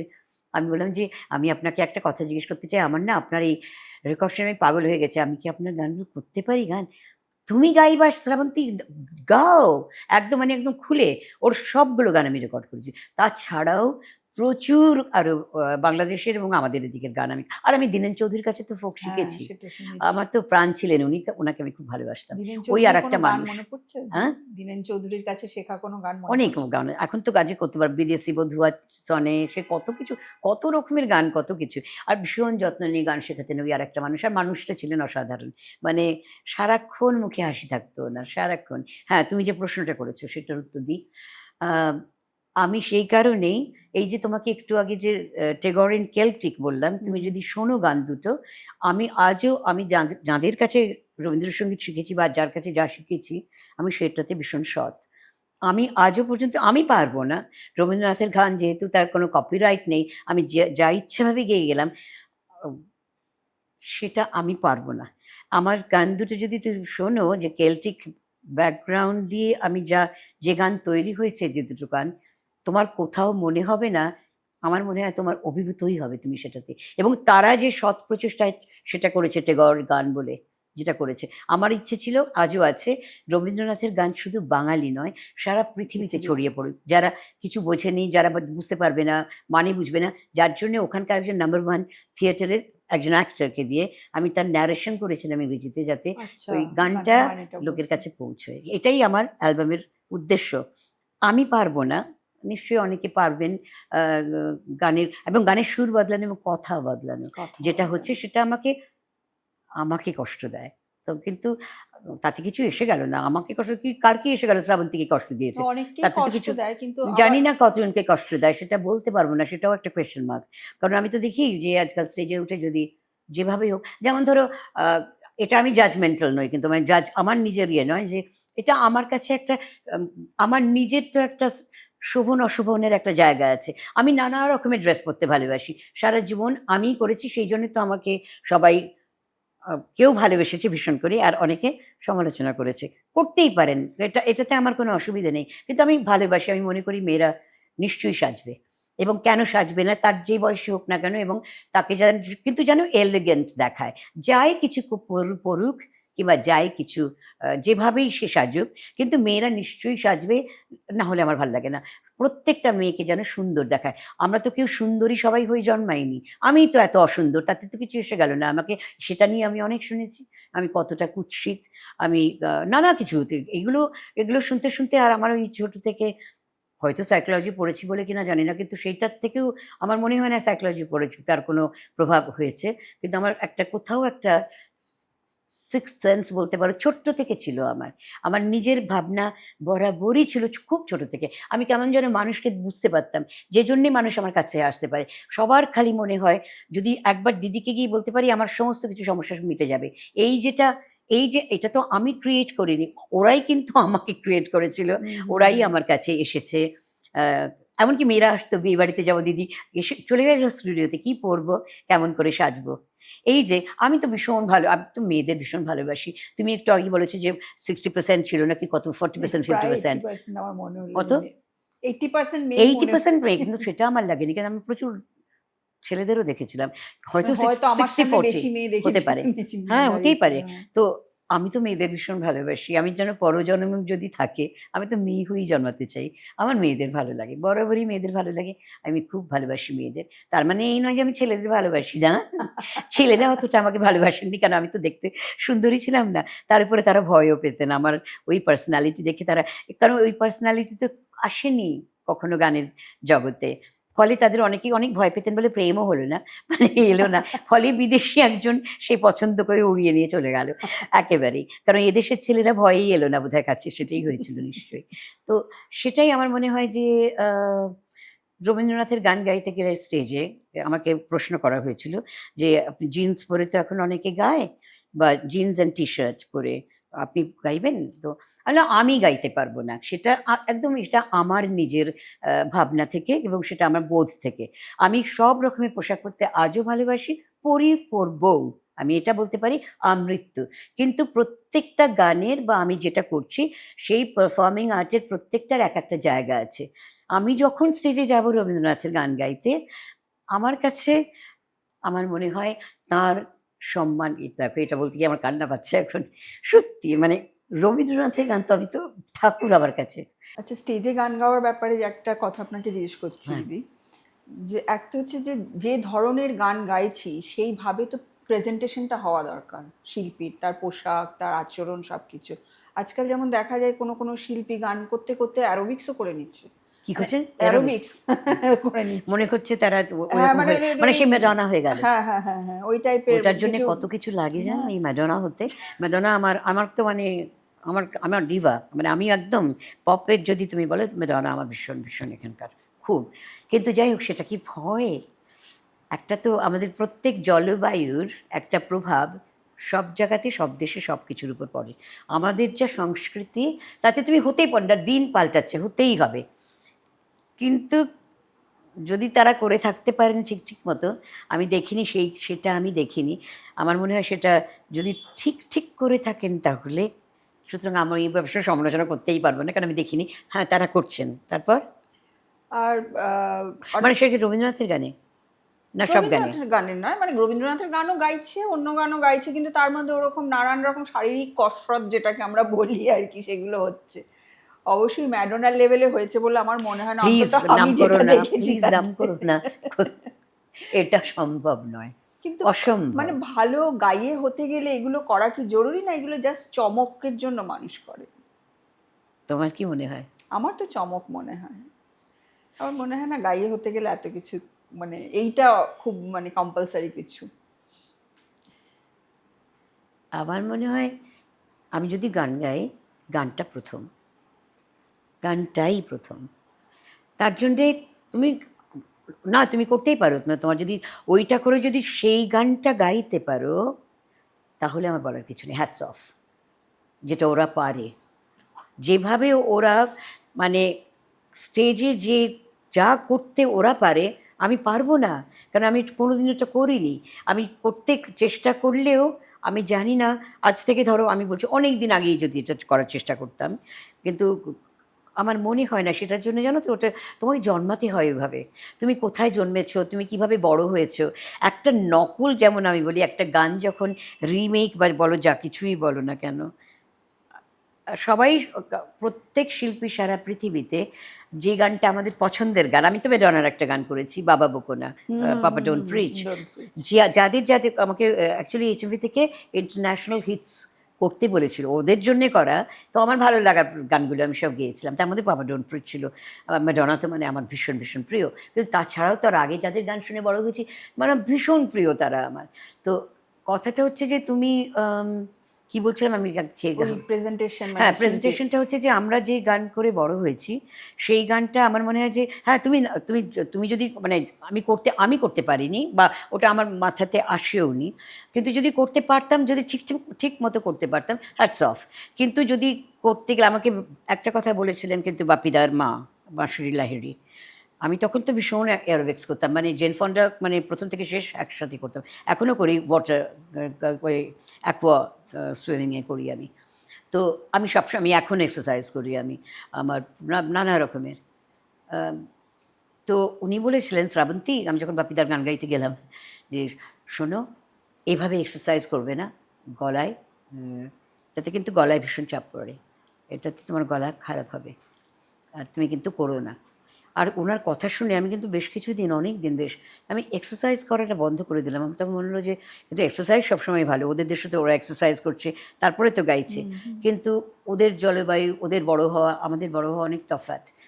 আমার পরে মনে হয়েছে যে মাসুরিদি যেটা বলতে চেয়েছিলেন সেটা হচ্ছে যে এমন কিছু মানে শরীরের কসরত করতে গেলে কি হয়, সেই কসরতের সময় তোমার তুমি তো ফিজিক্যালি অনেক টায়ার্ড হবে, তখন গলাটাও কিন্তু টায়ার্ড হবে। তুমি যদি অনেক কাজ করে মানে তুমি যদি এক্সস্টেড থাকো, তখন কিন্তু তোমার গান করতে গেলে তোমার সেই আওয়াজটা বেরোবে না। যার জন্যই আমাদের ভোকাল ওয়ার্মিং আপের জন্য আমরা যা যা করে, আমি যেটা ওদের দেশে শিখেছি, শোয়ের আগে তুমি কী করতে পারো, মানে যখন তুমি দেখছো যে একে তো নার্ভাস, তারপরে তো প্রথম গিয়ে তো গলাটাকে একটু গরম হতে হবে, তুমি কি কি করতে পারো সেই প্রসেসটা এত সুন্দর তোমায় বলে বোঝাতে পারবে না, এটা একটা ম্যাজিকের মতো কাজ করে এটা। এটা কি মানে যারা গান গায় তাদের জন্য শোল্ডার, এটা খুব উপকার ওদের হবে। দেশে এখানকার জন্য বলতে পারো না, আমার আমার আমি কারো এইসব শেখাতে আসিনি, আমি বলবো না আমার, না তবে শোল্ডার, তারপরে নেক, ব্রিদিং এক্সারসাইজ, মানে আমরা তো যোগা করাই হয়, কিন্তু তা এই সব কিন্তু যোগাতে অনেক কিছু আছে, কিন্তু এই যে এক্সারসাইজটা আমি ওখানে শিখেছি, আমাদের তারপরে আমাদের যে ক্লাসিক্যাল শেখার যেটা শিখেছি বরাবর, সেই সবটা মিলিয়ে তো গানটা। তো তাই জন্য এখন আমি যে এক্সারসাইজ করি, কিন্তু আমি জানি কোনটা করলে, কতটা করলে আমার ভোকাল কর্ডের উপরে জোর পড়বে কিংবা পড়বে না, সেটা অনুযায়ী তুমি যদি ওরকম কসরত করতে পারো এবং তারপরে ওই গানটা গাইতে পারো। লতাজিকে, আশাজি তো উনি তো প্রথম তো পথ তো দেখিয়েছেন, উনি তো কত সে সময় উনি নেচে গাননি, অলমোস্ট মানে নাচেননি, কিন্তু করেছেন তো, ওরকম একটা লাইভলি প্রোগ্রাম, উনি একসাথে প্রোগ্রাম তো করেছি। উষা উত্থুপ উনি তো না, ও শাড়ি কোনোদিন পরে নাচেনি, কোনোদিন নাচেনি, খুব সুন্দর ওর প্রেজেন্টেশন, অসাধারণ। আমি উষার আমি তো শিখেছি, উষা তো একসাথে আমরা অনেক বছর কাজও করেছি আমরা, মানে আমাদের জিঙ্গলস, আমাদের স্টুডিওতে, কিন্তু উষার কাছ থেকে অনেক কিছু শিখেছি। ওর প্রেজেন্টেশন মানে অসম্ভব ভালো। তো আমিও তো শাড়ি পরেই গান করেছি, তার নয়, আশাজিও শাড়ি পরেই গান করেছেন, কিন্তু সেটা নয়। কথাটা হচ্ছে যে কতটা উনি জানেন যে কতটা কী করলে পারে আমার গলা ঠিক থাকবে, কারণ তো আমি যখন একসাথে গান করি, মানে ওয়েস্ট বেঙ্গলে অনেক প্রোগ্রাম, আরডি বর্মন, আশা ভোঁসলে, মানে আশা ভোঁসলে নাইট, আর এখান থেকে আমি একমাত্র, মানে ভয়ের কথা কল্পনা করো, আমি হচ্ছে আগে, ওনারা তারপরে, লোকে শুনবে কিনা সে তো বিশাল ব্যাপার। আশাজির গান শুনতে আমি যদি যেতাম তখন কতক্ষণে উনি আসবেন, কিন্তু শুনেছে লোকে, শুনেছে, তাদের মেয়ে আমাকে ভালোবাসে, ওই যে বললাম ওই ভালোবাসার জন্যে কিন্তু মানে কত জায়গাতে এরকমই, মানে তারা তো শুনেছেন। তো যাই হোক, আমার আমার কাছে হচ্ছে তারা জানেন কতটুকু করলে শরীরের যে আমার গলার উপরে চোট পড়বে পড়বে না। আমার আমার শরীরের ধাত অন্য, আমি অন্যভাবে বড় হয়েছি, ওদের জলবায়ু আলাদা, ওরা অন্যভাবে বড় হয়েছে, ওরা ওরা যা করতে পারে আজকে তো আমি ওদের সাথে থেকে আমাকে তো সব কিছু করতে হয়, বুঝতে পারি মানে এটা যে কী সেটা জানি। সে তোমার মানে মিলেনিয়ার বলো যাই বলো না, প্রত্যেকেই সব কাজ করে এবং যেভাবে তারা অভ্যেস ওই ঠান্ডার দেশে। আমাদের তো সেই অভ্যেস নেই একেবারে। আমাদের তো কথায় কথায় সব করে দিচ্ছে সব কিছু সবাই। এই আরাম তুমি কোথায় পাবে? কোথায় পাওয়া যায়? কোথায় পাবে? সেটাই। তো সেটার পরে জানি না মানে ওইটাকে নকল করে যদি আমি ডিভা হতে পারি ভালো, হ্যাটস অফ টু দেম দেন। আপনি অনেক স্টেজ শো করেছেন। এখন অনেক সময় গায়িকাদের যে সমস্যা হয় আর কি, শুনেছি যে কতগুলো সংবাদ আসে যে দর্শকের মানে ধরুন বাংলা গান করছে বলে হিন্দি করো হিন্দি করো, আপনাদের সময় এরকম কোনো নিশ্চয়ই, হয়েছে? এইটাই আমার কথা। আমি আমি বেশ কিছু মানে ইন্টারনেটে প্রোগ্রাম দেখেছি আমাদের শিল্পীদের, এবং যখন এরকম বলছে প্রত্যেক সময়ে প্রত্যেক যুগে বরাবর এরকম হয়েছে। আমাকে একটি ছেলে লিখেছে, ভদ্রলোক, সে এখন ন্যাচুরালি সে তো তখন কলেজে পড়ে, নিউ আলিপুর কলেজে আমি নাকি গান গাইতে গেছিলাম, মনে আছে আমি গান তো গাইতে গেছিলাম সেসব মনে আছে, সব কলেজেই গেছি একাধিকবার। সে লিখেছে যে দিদি আপনার একটা কথা আমি আজও আমার এই বয়সে ভুলতে পারিনি, সেটা হচ্ছে যে আপনি বলেছিলেন বাংলা গান দিয়েও কিন্তু আসর জমানো যায়। এটা আমি তো বিশ্বাস করি, তাই বলেছিলাম, এবং বাংলা গান গেয়েই তো আমি তো হিন্দি গান করেছি। আমার যেটা সেদিন যে আমার পিয়া তু আব তো আজাদ, আমি তো ওটা স্টেজে গাইতাম। এটা তোমরা কি হেসেছিলে? না না, কিরম ছিল? ঠিক ছিল? ঠিক ছিল, সব মানে ঠিক সবাই ছিল। তখন চমকে উঠেছিল নিশ্চয়ই, হঠাৎ না, সবাই এনজয় করেছে। করেছিল? হ্যাঁ, সত্যি, হ্যাঁ, সত্যি? সত্যি সত্যি মানে এনজয় ওই করেছে। গল্পটা বলতে গিয়ে তো আমার হ্যাঁ। আমার তো সত্যিই ওটা খুব প্রিয় ছিল। তো আমরাও তো ২-১ টা করে হিন্দি গান করেছি। কিন্তু আমাদের সময়েও অতটাই বলেছে, যেটা আজও বলে। কিন্তু আমরা কিন্তু দেখলাম মানে আমার একটু কষ্ট হয়েছে। আমি কিন্তু বলেছি আমাদের এখনকার একজন শিল্পীকে আমি বলেছি যে, "তুমি জানো এটা দেখে আমি খুব ব্যথিত হয়েছি যে আমাদের মহিলা শিল্পীরা এই ভাষায় অডিয়েন্সকে কথা বলতে পারে।" অডিয়েন্স তো নানা রকম হবেই, এবং এটা সব যুগেই ছিল। এটা নতুন কিচ্ছু না। আচ্ছা। যে স্টেজে উঠে হিন্দি গান করা এখন তো অনেক বলব কম। কারণ তখন তো যেসব গান হয়েছে, যেই গান লোকে শোনার জন্যে পাগল হয়ে বসে থাকতো। বুঝতে পেরেছ? এখন কী গান হয় হিন্দিতে? এখন কি হিন্দি গান শোনা যায়? শোনা তো যায় না। আমার একেবারেই ভালো লাগে না, একদম। তো সেই হিন্দি গানের যদি কেউ কাউকে করতে বলে থাকে তো কিছুই না। আমাদের সময় তো মানে প্রথম থেকে শেষ কত, কত লাখ, লাখ লাখের উপরে দর্শক। কত জায়গাতে কত রকমের দর্শক। আর আমি তো আবার মাঝখানে, আমাদের তখন তো ওয়্যারলেস মাইক্রোফোন ছিল না। একদম হাতে কেবল মাইক্রোফোন নিয়ে ঢুকে তো যেতাম ওদের সাথে। ওরা বসে আছে। আর সিকিউরিটিরা ভীষণ ভয় পেত যে দিদি যাচ্ছে, তার কী হবে যদি কেউ কোনোদিন কেউ এতটুকু অসম্মান করেনি আমার পশ্চিমবাংলার, বাংলাদেশেও অবশ্যই বলব। আমি ওইটা এত নাম আনছি না, কারণ এখানে তো আমি অনেক বেশি শো করেছি, ওখানে তো অনেক কম শো করেছি। কেউ কোনোদিন অসম্মান করেননি। সবাইকে দিয়ে গাইয়েছি ওরকম করে, যেরকম করে তোমাদের সেদিন গাইতে বলেছিলাম। তারা গেয়েছে, তাদের মাঝখানে চলে গেছি। তারা যখন যেটা অনুরোধ করেছে, আমার সব মিউজিশিয়ানরা সেদিন খুব একটু রেগেই যাচ্ছিল। তুমি ওরা যা বলছে তোমাকে এত রিকোয়েস্ট করছে আর তুমি গেয়ে দিচ্ছ কারিগর। আমি বললাম জীবনের প্রথম দিন থেকে এটা আমি করেছি যে যারা এত কষ্ট করে এসেছেন, আমার তো সেটা একটা দায়িত্ব আছে। এটা আমার দায়িত্বের মধ্যে পড়ে যে এত গান যারা রিকোয়েস্ট করেছেন, যেসব সব গান তো আর এক সন্ধ্যে আমি গাইতে পারবো না। তো তাদের যদি আমি শুধু মুখরাটুকু শোনাই, আমার তো অসুবিধে কিছু নেই, আমি কি নিশ্চয়ই গাইবো। আমি সারা জীবন করেছি আমি এটা। এটা আজকে কিন্তু নয় যে আমি এতদিন বাদে এসে গাইছি। এগুলো আমার রোজের করা ছিল। আমি কিন্তু একটাও কিছু করিনি যা আমি আগে করিনি সেদিনের স্টেজে। তাই জন্যে আমার কাছে খুব অবাক লেগেছে। অনেকের কাছে যেগুলো অবাক করা, আমার কাছে তো সেটা রেগুলার। এটাই তো হবার কথা ছিল আমার।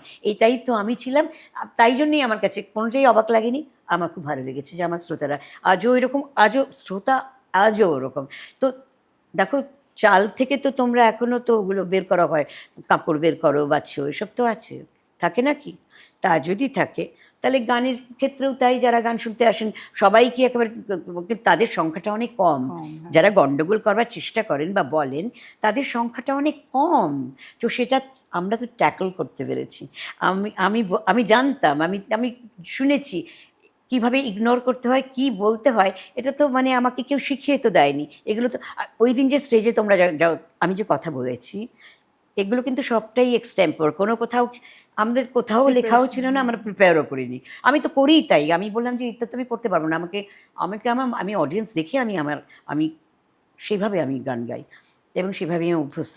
সেই কারণেই আমার কাছে কখনো মনে হয় না এটা হবেই। যে গান পপুলার তুমি সেটা বন্ধ করতে পারবে না। তখনও হতো, আজও হয়। তেমন হলে আমি খালি গলায় একটা হিন্দি গান করে দিয়ে বলতাম, এবার হয়েছে তো বলো। বাট আমি জানি যে কি করলে, আরে যদি তাতে একটু এই জায়গাটা, তার যদি ইগোটা একটু ঠিক মনে হয় হয়েছে, ঠিক আছে, দিদি তো গেয়ে দিয়েছে, এটা গেয়ে দিলাম। আজকে তোমাদের এমনি এমনি পিয়াতুটা গিয়েছিলাম আমি গল্পটা বলার জন্য, কিন্তু আমি তো পিয়াতু গাইতাম, আমি দম্মারো দাম গাইতাম, আমি অনেক গান গাইতাম, এরকম এক স্টেজে অনেক গান গাইতাম না, কিন্তু বিভিন্ন স্টেজে নানা রকম, কিন্তু পিয়াতু দম্মারো দাম আমি গাইতেই হতো। আর একটা দেশলাই কাঠি জ্বালাও, মানে এইসব গান তো আমি ছিলাম ওখানে শুধু, সবাই আমাকেই শুনতে, বা সোনমন বলি তোমায় পঞ্চমদার, তো এইসব তো আমিই গাইতাম। তো আমি তো সবসময় এগুলো করেছি। তাই জন্য আমি যখন দেখলাম যে আমাদের এখনকার শিল্পীরা যখন, মহিলা শিল্পী, ওই ভাষায়, কারণ সে ট্যাকল করতে জানে না, সে যখন ওই ভাষায় তাদের বলছে চুপ করতে, আমার অস্বস্তি হয়েছে, ভীষণ অস্বস্তি হয়েছে আমার, যে এই ভাষায় আমি একজন গান করতে এসে, একজন শিল্পী ওই ভাষায় কথা বলবো, ওই টোনে। তার মধ্যে একজনের নাম তোমরা একটু আগেই আলোচনা করছিলে যখন বলেছো, এবং তাছাড়াও অন্যরা আছেন যাদেরটা আমি শুনেছি এইভাবে কথা বলা। তাহলে তো এটা তোমাদের অক্ষমতা, যে তুমি পারোনি। কারণ আমি পাবলিক পারফর্মার, আমাকে জানতে হবে শুনতেই হবে পাবলিক কি বলছে। তারা হয়। টিকিট করে এসছে তোমাকে দেখতে, তোমার গান শুনতে, তোমার দায়িত্ব এটা, সারা পৃথিবীতেই হয়, তোমার এখানে নতুন কিছু হয়নি। আচ্ছা দিদি, আপনি কথা প্রসঙ্গে বললেন যে হিন্দি গান ভালো লাগছে না, বাংলা গান ভালো লাগছে এখনকার? সেটা আমি জানি না, বলতে পারবো না। এটা সম্বন্ধে খুব কম বলতে পারবো, হয়তো বা আমি অতটা ভালো করে শুনিনি, সেই জন্যই বলতে পারবো না। আর এখন যারা গান গাইছে তাদের মধ্যে কার গান ভালো লাগে? এটা বলা খুব মুশকিল, সবাই ভালো গাইছে, কোনো এটা বলা খুব মুশকিল, প্রিয় নেই, বলা মুশকিল। আর পুরনোদের মধ্যে কার গান ভালো লাগে? কোটি কোটি, বলতে পারবো না, কাকে ছেড়ে কাকে বলবো। কোটি কোটি, কাকে ছেড়ে বলবো বলে। গীতা দত্ত আমার প্রাণের প্রাণের, আশাজি, লতাজি, সন্ধ্যাদি, নাম করে যাও, শুধু মেয়েরা না। আমি অবশ্য বললাম যে একটু মেয়েদের প্রতি আমার প্রেম বেশি, তো সেই জন্যই বোধহয় মেয়েরা এসেছিলেন আমার জন্যে। হেমন্ত দা, মান্না দা, শ্যামল দা, তরুণ দা, মানে নাম করে যাও, মোহাম্মদ রফি, কিশোর কুমার, একটাই গান করার সৌভাগ্য হয়েছিল, তাও পঞ্চমদার জন্যে, ওনার সাথে, কিশোর কুমারের সঙ্গে একটা ছবির গান, বাংলা ছবি। ছবিতে তো আপনি খুবই কম গান, না অনেক গান গেয়েছি, এবং সেগুলো সব থেকে মাঝে, সেগুলো সবগুলো হিট, কিন্তু আরও অনেক বেশি আমার গাওয়া উচিত ছিল, কিন্তু আমি কখনো গিয়ে বলতে পারিনি আমাকে একটা গান দিন, বলতে পারিনি তো আমি। আপনি পুলক বন্দ্যোপাধ্যায়ের সঙ্গে এত কাজ না না, ওরা তো সবাই জানতে, অনেক গান গেয়েছে, এবং সবগুলো এত গান সুর করেছে আপনার সঙ্গে। যখন না, সুধীনদা যখন আমাদের ওখানে এলেন, তখন তো সুধীনদার প্রায় ওনার চলে যাওয়ার খানিক দিন আগে, কিন্তু দেননি তো, সত্যি কথাই দেননি, কেন দেননি বলতে পারবো না। তো আমি এটাও বলেছিলাম, আমি মিস ক্যালকাটা 1976, এটা তো শ্রাবণ থেকেই দিতে পারা যেত সেই সময়, এবং সেটা তো সত্যি 1976 আই কুকুয়ায় 1976, এবং তখন তো ওই রকমই ছিলাম আমি, তো মানে হ্যাঁ এখনো ওরকমই আছি। আর যিনি গিয়েছিলেন তিনি তো একদমই ওটা ছিলেন, আমি এখনো তো কেউ জানে না আমার statistics, that was very true. Because করেছেন স্টেজে গিয়েছেন? আমি কারো গান গাইনি, আমি গেয়েছি, আমি গীতা দত্ত, আমি গেয়েছি আশাজি, আমি ফরিদা খানম, ওইসব গেয়েছি, কিন্তু আমি খালি গলাতে অনেক সময় গেয়েছি। আমি লতাজির একটা দুটো চেষ্টা করতাম না করতে, খুব হিট গান ছিল, দো ঘুট মুঝে ভি পিলা দো, গেয়েছি আমি। আর তারপর আমি সন্ধ্যাদির খালি গলা গেছি, পঞ্চমদার গান গেয়েছি, অনেক, এত তখনকার, মানে আমি কাকে ছেড়ে বলবো বলো, মানে আমার এত প্রিয় সব শিল্পীরা, তারা আমাদের আগে যারা ছিলেন, মানে আমার রানু ভীষণ ভীষণ প্রিয়, আমার ভীষণ উনি আর প্রিয়। গান করলেন না করলো কেন? না, ও যে তুমি ভাবতে পারবে না ও কি ট্যালেন্টেড ছিল, মানে লোকে সেদিনও রিকোয়েস্ট করেছে, বললো না বসি বল তো আমার বল, না, হ্যাঁ। ওটা তো রানুর গান আমার, কিন্তু লোকে অনেকে আজ গুলিয়ে ফেললেন কিন্তু আবার। প্রচুর থাকে, প্রচুর জন, ওরা সবাই জানে এটা আমার গান, আমার তো নয়, রানুর গান। রানুকে আমি ভীষণ পছন্দ করি, যদি তুমি বলা যায় আমাদের সময় রানুর গান খুব পছন্দ করি আমি। ঘুমন্তি ভাল লাগতো আমার, অরুন্ধতির গান ভাল লাগতো ভীষণ। আমার ভালো লাগতো, এদের সবার গান ভালো লাগতো। এখন তো আমি সত্যি কথা বলছি, গানগুলো হয়তো বা আমি অতটা শুনতে পাইনি বা তেমন করে শোনা হয়ে ওঠেনি, আমি যার আপনার জন্য একটা বলতে পারবো না। সাক্ষাৎকারে শুনছিলাম, আপনি বলছিলেন গানের মধ্যে তুই তোকারি আমার ভালো লাগে না। তুই বলে প্রেমটা আমি পারি না নিতে, অভ্যেস নেই। প্রেমিককে কি বয়ফ্রেন্ড বলা যায়?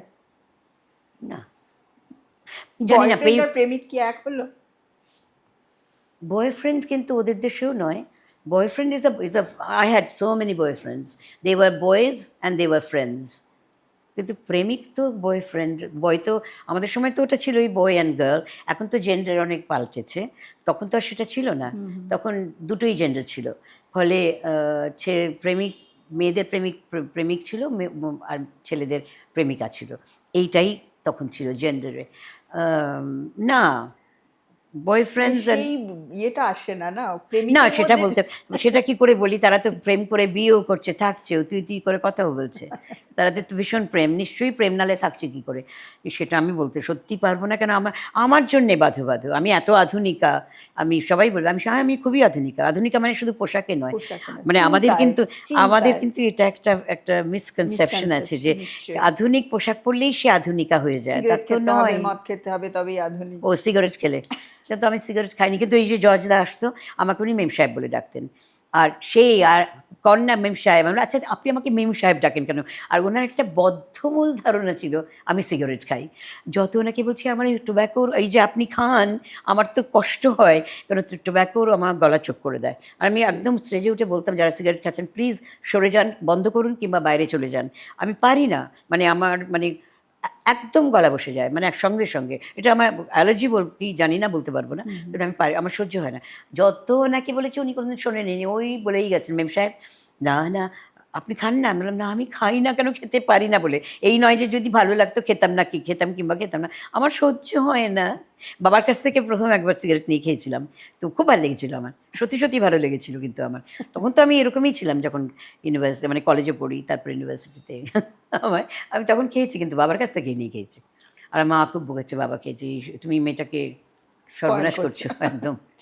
তো সেটাই, ওই পর্যন্তই, মানে কখনোই আমার, কারণ আমি পারবো না, আমার এমনি, আর আমার গলা খুব নাজুক, মানে সরু গলার একটা বোধহয় আমার মনে হয় অ্যাডভান্টেজ, যে অতটা হয়তো দেখাশোনা না করলেও চলে।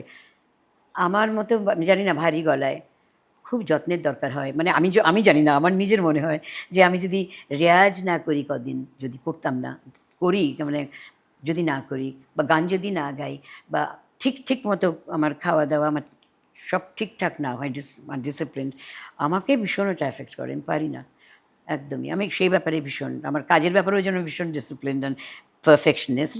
চেষ্টা করি পারফেকশনে, কিন্তু পারি কিনা জানি না গানের ব্যাপারে, কিন্তু আমি চেষ্টা করি, এবং সেই চেষ্টাটা থাকে আমার। আর আমি কিছু আপনার যে ইন্টারভিউগুলো দেখেছি যে বেশিরভাগ ক্ষেত্রে সবাই আপনাকে ওই দুটো গান নিয়ে খুব অনেক প্রশ্ন সত্যি করে, পাগল হয়ে গেছি আমি, আর তুমি আমার মা আমি তোমার ক্লান্ত। মেয়ে। কিন্তু আরো অনেক অনেক গান কত আপনার গান আছে। আছে। যেমন আপনার ওই গানটার সম্পর্কে আমার খুব জানতে ইচ্ছে করে, নাম বলো না, এত মিষ্টি একটা গান। সেদিন করলাম তো আমরা। হ্যাঁ, শ্রীকান্ত তো করবে না আমার কোনো গান, বলছে কেন, বলছে দিদি আমি পারবো না। না সত্যি সত্যি, ও কোনোদিন ওই ধরনের নাটকের গান, আমি তো বরাবরই আমার গান মানে গল্প, এবং গল্প, তার মধ্যে করে কনভারসেশন থাকে একটা নট গানের নট মধ্যে। নেসেসারি অলসো মেসেজ থাকে, কিংবা একটা সুন্দর প্রেম বা এনিথিং। তো সেইটাতে ও তো মানে সত্যি সত্যি ও খুব ভয় পেয়েছিল গাইতে। আমি ওকে ধুকপুকিটাও গাইতে বলেছি। হ্যাঁ তারপরে তো সতীকে দিয়ে গাওয়ালাম আমি। ও গাইতে চায়নি। কারণ যে ও বলতো যে, "আমি তো এসব গান তো করিনি।" আমি বললাম, "আচ্ছা শোনো, আমরাও তো যেদিন থেকে গান করতে শুরু করি, কোনোদিন তো যে মিউজিক ডিরেক্টর যে গান দিয়েছে, আমরা তো সে গানই গেয়েছি। সেটা ফিল্ম হোক কি নন ফিল্ম, একই ব্যাপার। যদি তোমাকে এটা বলতো একটা ফিল্মে গাইতে, তুমি গাইতে না। তুমি বলতে, 'না, আমি পারব না এই গানটা গাইতে।' সবাই পারে যদি চেষ্টা করো। যাই হোক, নাম বলনার পেছনে গল্প কিছু নেই, এমন কোনো গল্প নেই। আমি বম্বেতে যখন বাসু মনোহারির গান গাইতে যাই, ওনারাই ঠিক করেছিলেন গান, তো মুকুলদা লিখেছিলেন, মুকুল দত্ত। উনি তো অসাধারণ গান নূরদূতে, লিখতেন, হ্যাঁ। উনি কত লিখেছেন ওনার গান।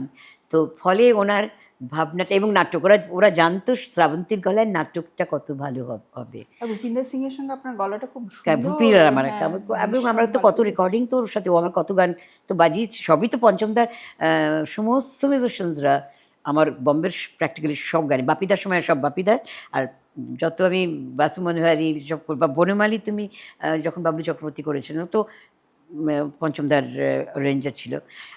সে তো বম্বেতে গিয়ে করেছিলাম, ও তো ওর সব তো পঞ্চমদার মিউজিশিয়ানস এরা। আর ভূপি কত গানই বাজিয়েছে আমার সাথে।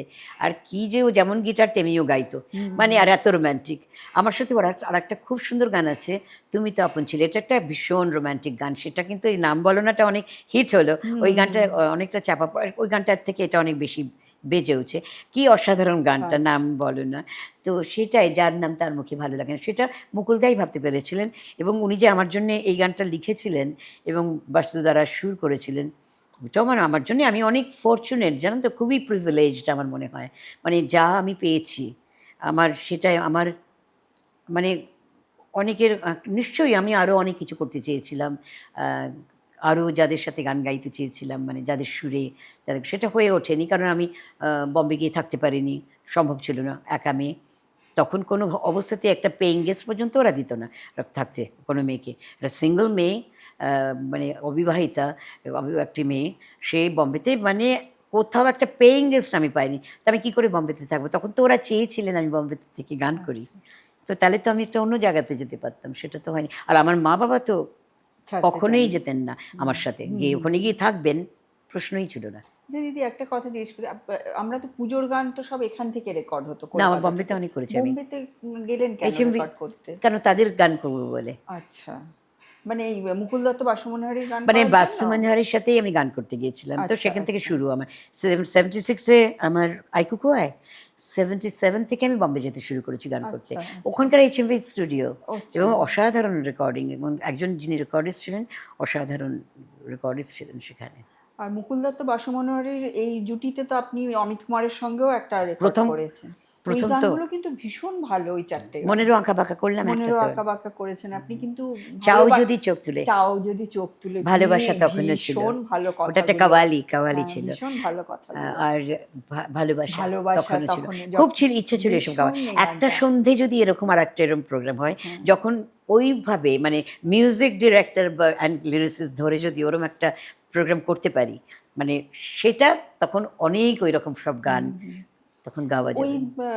অ্যালবামের গানগুলো কিন্তু অনেক ক্লাসিক্যাল বেসড হ্যাঁ, সুরগুলো। সেটাই তো, সেটা ওরা তো জানতো আমি কি গাই, সেটাই তো ভীষণ ভালো গানগুলো লাগে, আমার কথাগুলো প্রাণের, এত সুন্দর। ভীষণ, সত্যিই তাই। একটা গান লিখেছিলেন মুকুলদা আমার জন্যে, অসাধারণ গানটা, আমি অতি সাধারণ। তুমি কি শুনেছ? আমি অতি মনে পড়ছে সাধারণ। না এই মুহূর্তে। প্লিজ তুমি এটা শোনো। নাম ছাড়া পরিচয় আর কোনো নেই যার, আমি সেই তোমাদেরই কোনো একজন, আমি আচ্ছা অতি সাধারণ।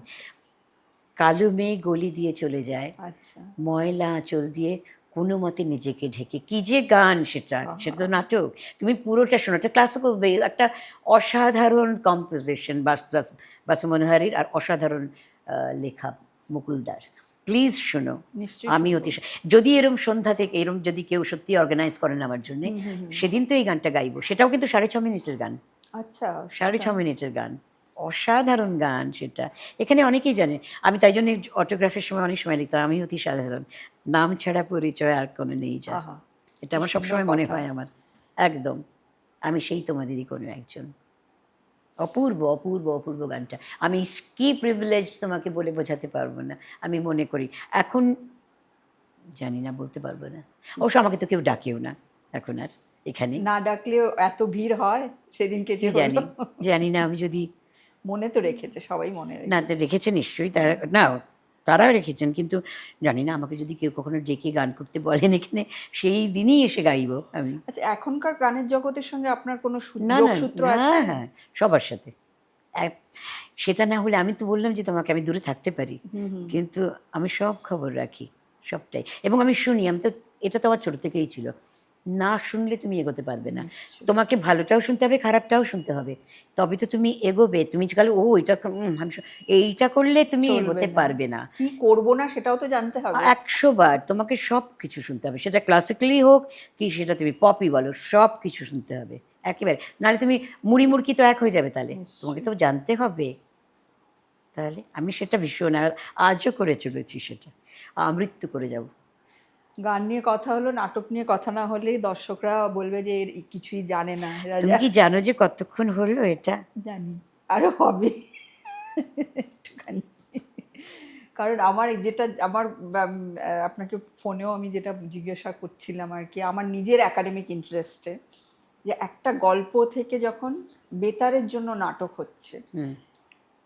আপনি এত নাটক করেছেন, মানে নিজেই তো নির্দেশনা দিয়েছেন এত, ওটা আমাদের একটু বুঝিয়ে বলুন যে কি করে, মানে একটা গল্প থেকে কি কি পরিবর্তন করতে হয়। মানে আমি যখন এমনি থিয়েটার করছি বা ফিল্ম করছি সেটা অন্য, কারণ সেখানে আমি চরিত্রকে দেখতে পাচ্ছি।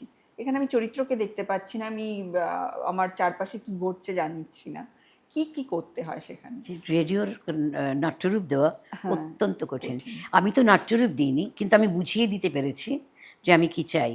এবং আমাদের যে নাট্যকার ছিলেন মিহির সেন সেন। প্রথমে, তারপরে সুভাষ বসু, এরা বুঝতে পারতেন, তারা তো নিজেরা লিখতেন যে, ফলে আমি কি চাই। আর আমি তো ভীষণ খুঁতখুঁতে ছিলাম কোনো সময়।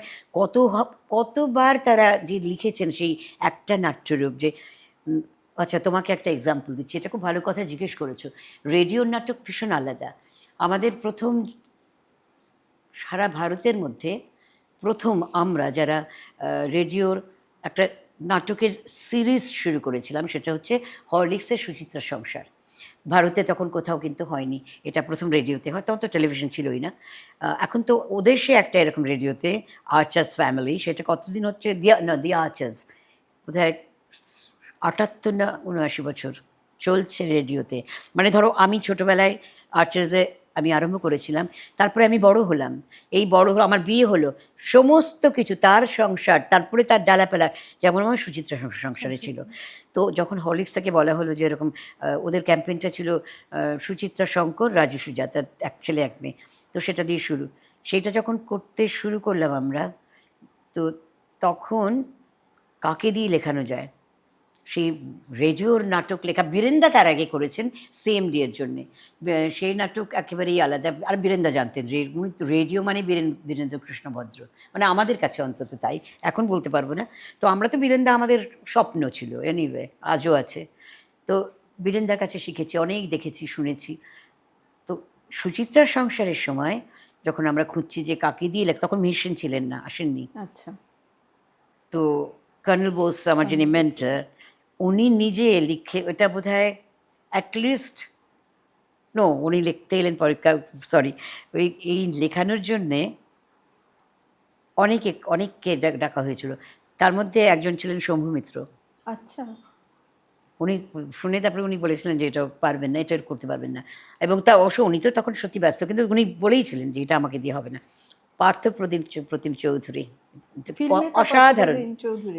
হ্যাঁ, আচ্ছা। পার্থদার গানও, সুচিত্রার সংসারেই আমি পার্থদার গানও করেছি, নীল অপরাজিতা, আর সবুজ সবুজ ঝাউক, তার সবুজ সবুজ বিউটিফুল গান। এনিওয়ে, আর পার্থপ্রতিম চৌধুরী একটা অত্যন্ত ট্যালেন্টেড ডিরেক্টর ছিলেন। পার্থদাকে বলা হলো লেখার জন্য, পার্থদা লিখে আনলেন স্ক্রিপ্ট। সেটা মজার, তিনি তো ফিল্মের ডিরেক্টর, তো সেইভাবেই লেখা হয়েছে যে একদিন সকালবেলা সুজাতা, তখন সুজাতা খুব ছোট্ট, সেই সুজাতা মায়ের ড্রেসিং টেবিলের সামনে দাঁড়িয়ে মায়ের সব এই লিপস্টিক আর পাউডার এসব দিয়ে, কাজল টাজল দিয়ে সে সাজছে, এমন করে, এত ফিল্মিক সেই স্ক্রিপ্ট। কিন্তু সেটা রেডিওর তো স্ক্রিপ্ট, যা বলে পার্থদা, কর্নেল বললেন যে পার্থ, এটা অসাধারণ একটা স্ক্রিপ্ট, কিন্তু এটা প্লিজ আপনাকে তাহলে এটাকে এটা তো আপনি যেটা লিখেছেন সেটা হচ্ছে ফিল্মে আপনি এটাকে ট্রান্সলেট করতে পারেন, কিন্তু রেডিওতে তো কেউ দেখতে পাবে না, সে জানবে কী করে কী করছে সুজাতা, কী করে হবে সেটা। তো স্ক্রিপ্ট লেখাটা এত ভীষণই কঠিন। তো তারপরেও পার্থদা অনেক চেষ্টা করেছে, তারপরে আমাকে দিয়ে হবে না একদম, কিন্তু তাতে কিছু তারা কিন্তু মেনে নিয়েছিলেন, একদমই তার জন্য রাগ করেন বা এইগুলো তাদের ছিল, জানো তো, এই হিউমিলিটি তখনকার দিনে এইগুলো ছিল।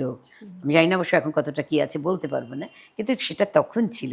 তিনি কোন মাপের একটা ডিরেক্টর ছিলেন সে বলতেই পারতো যে আপনি আমায় ডাকলেন বললেন আর শেষ পর্যন্ত আমাকে নিলেন না, আপনি কি একেবারেই না, সে তিনি পারেননি, রেডিওটা সবাই পারে না।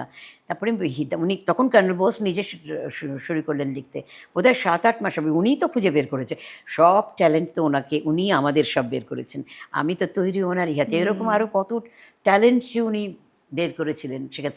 সব্যসাচীকে তো উনিই এনেছিলেন, কাজীদা যখন এলেন, আমি আর ও তো ভয়েস একসাথে, তারপরে রেডিও সুচিত্রা উত্তম আমরা, ও বাবা সানিদার কাছে কত যে শিখেছি সেটাই বলছি। তো যাই হোক, উনি লিখতে আরম্ভ করলেন, তারপরে এর মধ্যে উনি মিহিরদাকে খুঁজে বের করলেন, মিহির সেনকে।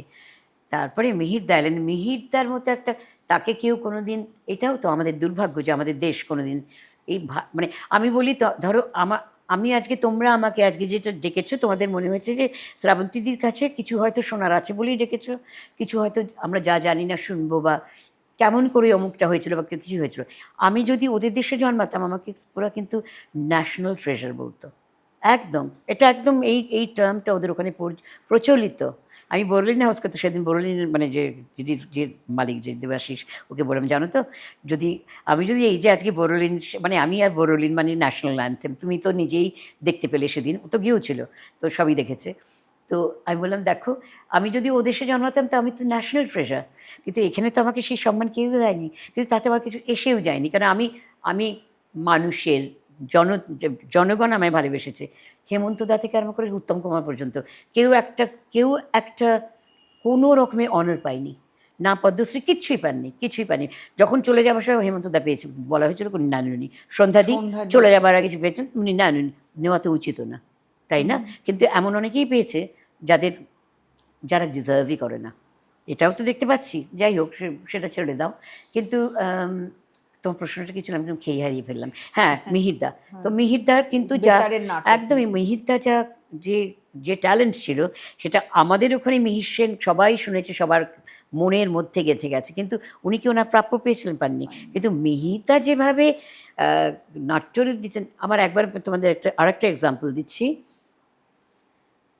আমি একবার অনেক বছর ধরে, আর আমার নাটক আমি কেন করতে পেরেছি, নাটক ভালোবাসতাম না কোনো দিনই, একদম। আমার কিন্তু নাটকের কোনো ভালোবাসাই ছিল না। আমি গান শুনতাম, আমার মা বাবা নাটক দেখতে যেতেন, বা রেডিওর নাটক শুনতেন, সে রাত্রিবেলা যখন নাটক হতো, আমার কোনো দিন কোনো আগ্রহ ছিল না, একেবারে না।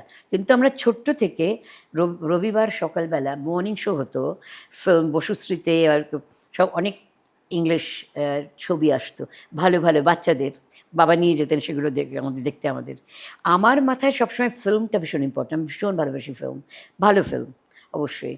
কত যে এরকম ছবি দেখেছি, সে টার্জান বলো কি 20,000 লিগস আন্ডার দ্য সি বলো, মানে বা বাড়ি থেকে পালিয়ে, আমাদের তো বাংলায় বলো আর হিন্দিতে বা ইংরেজিতে, মানে আমার ফিল্ম আমাকে ভীষণ নাড়া দিত। আর তার সাথে মিউজিক, আমার যাই শুনতাম মাথায় থেকে যেত, যে কোথাও কিছু শুনলে আমি জানি কী করতে পারি, মানে আমার এসে যেত, আমাকে ভাবতেও হতো না, মানে এরকমই সত্যি হতো। সেটা হয়তো ভগবান প্রদত্ত, আমি ভীষণ মানি উপরওয়ালা, আমি সত্যি মানি।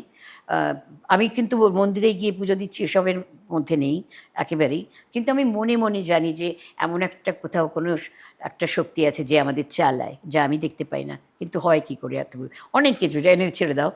তো সেইটা আমার মনে হয়েছিল যে একটা ছবি বড় হয়েই দেখেছি, মানে কলেজে পড়তে আমরা দেখেছি অনেকগুলো, মানে ড্র্যাকুলা সিরিজ, ড্র্যাকুলা রেডিওতে ট্রান্সলেট করা, মানে এটা মানে not even next to impossible, it was impossible.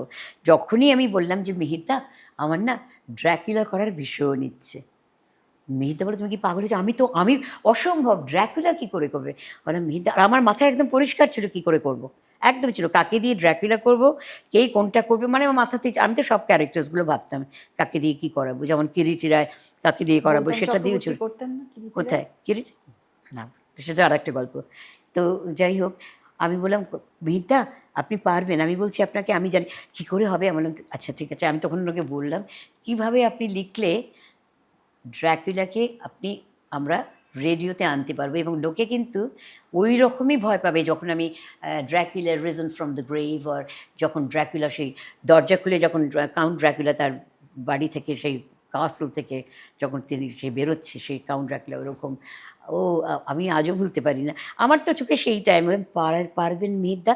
ওনাকে বললাম, আপনি এইভাবে চেষ্টা করুন, দেখুন না, মানে মিহিরদা যা করেছিল সে বলে বোঝাতে পারবো না। আমার শক্তিই নেই, আমার সেই ভাষাও নেই যেটা মিহিরদা করেছেন। আমি বললাম, মিহিরদা আপনি দেখবেন। তারপরে আমি বলেছি, আমি মিহিরদা ড্র্যাকুলা কী করবে বলো তো? আমাদের মনু মুখোপাধ্যায়, একটা গ্রেট অ্যাক্টর। মনুদা আমার সাথে তখন রেগুলার, আমি তো এদের সাথে ওঠা বসা মানে বহু বছরে। আমি বললাম, মনুদা করবে ড্র্যাকুলা। আর আমি জানি যখন প্রথম আমার ড্র্যাকুলা শুরু হবে, তার দরজাটা যখন খুলবে, যখন গেল দেখতে, নামটা কী ছিল ভুলে যাচ্ছি আমি এখন। তো ও সন্তুকে দিয়ে সেটা করেছিলাম, আর মনুদা হচ্ছে ড্র্যাকুলা।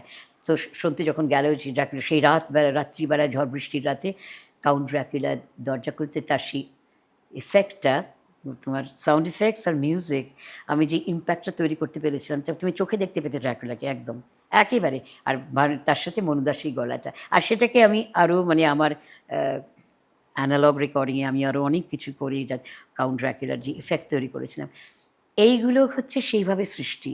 তোমাকে চোখে দেখা, চোখে দেখতে পারা, তোমার ভাবনা, সবটাই তোমার ভাবনা। আমি সেভাবেই নাটক করেছি। এগুলো আমার মানে ভীষণ ভীষণ করে প্রাণের। আর তারা যার অ্যাক্ট্রেস ছিলেন তখন, আমি কার সাথে কাজ করবো এখন আমি জানি না, বলতেই পারবো। রুদ্রদারাও তখন করেছেন, অজিতেশ দা, রুদ্রদা, জয়ন্ত চৌধুরী, সত্য চৌধুরী, সত্য বন্দ্যোপাধ্যায়, তরুণ কুমার, মানে কে না, বিকাশ রায়, একের পর এক, মমতা চট্টোপাধ্যায়, মানে একের পর এক, কেয়া চক্রবর্তী, মানে শুধু তুমি স্টারদের নাম বলে যাও তখনকার। আমি তো স্টার বলি না, সেলিব্রিটিও বলি না, দুটোই শব্দ আমার অসহ্য খারাপ লাগে। এরা হচ্ছে ন্যাশনাল ট্রেজার্স একেবারে। তারা ছিলেন ন্যাশনাল ট্রেজার, মানে যেটা আমাদের দেশে খুব দুর্ভাগ্য যে আমাদের এখানে হয় না। এবং যা তারা দিয়ে গেছেন তার তো আর কোনো বিকল্প হয়নি, আজও পর্যন্ত দেখিনি, আমি সত্যিই দেখিনি। আর তখন তো সব মানে কল্লোল যুগের অনেক গল্প করেছি নিশ্চয়ই।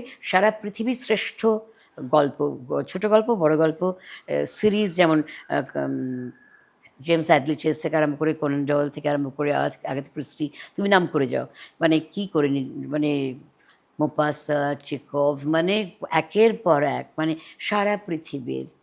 তো সেই যে পড়াশোনাটা করার সবসময়, এবং পড়তে তো এমনিতেই আমরা পড়তাম, সব আমাদের ভালোই লাগতো, আমরা ভালোবেসে পড়েছি, এই নয় যে আন্ডার কম্পালশন, একদমই না।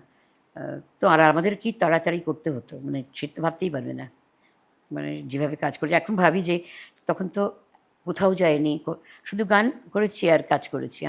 আমার কোনো সোশ্যাল লাইফ ছিল না। আমাকে বলেইছিলেন কর্নেল বোস, গান করবে না পার্টি করবে সেটা ঠিক করে নাও, প্রথম থেকে ঠিক করে নাও, যে দুটো কিন্তু একসাথে হবে না। আমার একদম আজও মনে আছে, দুটো একসাথে হবে না, করতে পারবে না।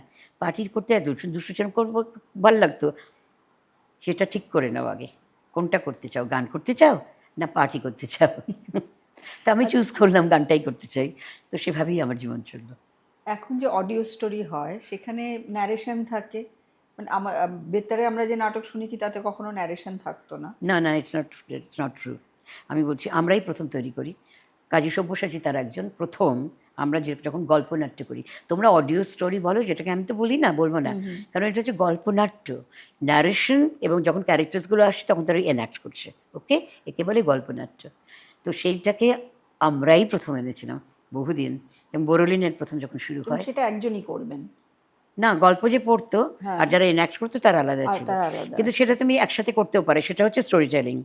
আমরা করেছিলাম গল্পনাট্য, আচ্ছা, নট স্টোরি টেলিং। তুমি স্টোরি টেলিং হচ্ছে একজন যে সমস্তটাই করছে, সেটা স্টোরি, সেটাকে তুমি অডিও বুক বলবে, কিন্তু এটা নয়, এটা হচ্ছে গল্পনাট্য, যেখানে তুমি নাটকটা করছো কিন্তু বেশিটাই ন্যারেশনের মধ্যে দিয়ে। যেমন প্রথম সব্যসাচী যে করেছেন বোরোলিনের জন্য টোপ, মানে সেটার একটা নারায়ণ গঙ্গোপাধ্যায়ের, সেটা মানে অসাধারণ গল্প। তারও সেটা আমি যে তৈরি করেছিলাম ইফেক্ট, এখন ভাবি কী করে করেছিলাম জানি না। সেই রাজা বাহাদুর সে লেখককে ডেকেছিল যে আমি আপনাকে বাঘ শিকার দেখাবো, সেই বাঘ শিকার করতে ডেকে আর বাঘ শিকার করতে পারছে না, বাঘ আসছেই না। সেই একটা রাতে তখন বললেন মানে সেই তখন উনি একদম মরিয়া হয়ে উঠেছেন রাজা বাহাদুর, ওকে দেখাবেই দেখাবে। একদিন গভীর রাতে ওকে ডাকলো রাজা বাহাদুর এবং বললো যে আজ আপনাকে বাঘ শিকার আজ দেখবেন না, কিন্তু একদম চুপ, একটা শব্দও করতে পারবেন না। এবং হঠাৎ তখন অনেকক্ষণ হয়ে গেছে, উনি একটু ঝিমিয়ে পড়েছেন, মানে আমাদের লেখক। এবং হঠাৎ একটা আওয়াজ শুনে, একটা গোঙানোর আওয়াজ শুনে ওনার ঘুমিয়ে গেছে। বলছেন, কী করলেন আপনি রাজা বাহাদুর, কী হলো, কী করছেন আপনি? তখন উনি বলছেন একদম চুপ।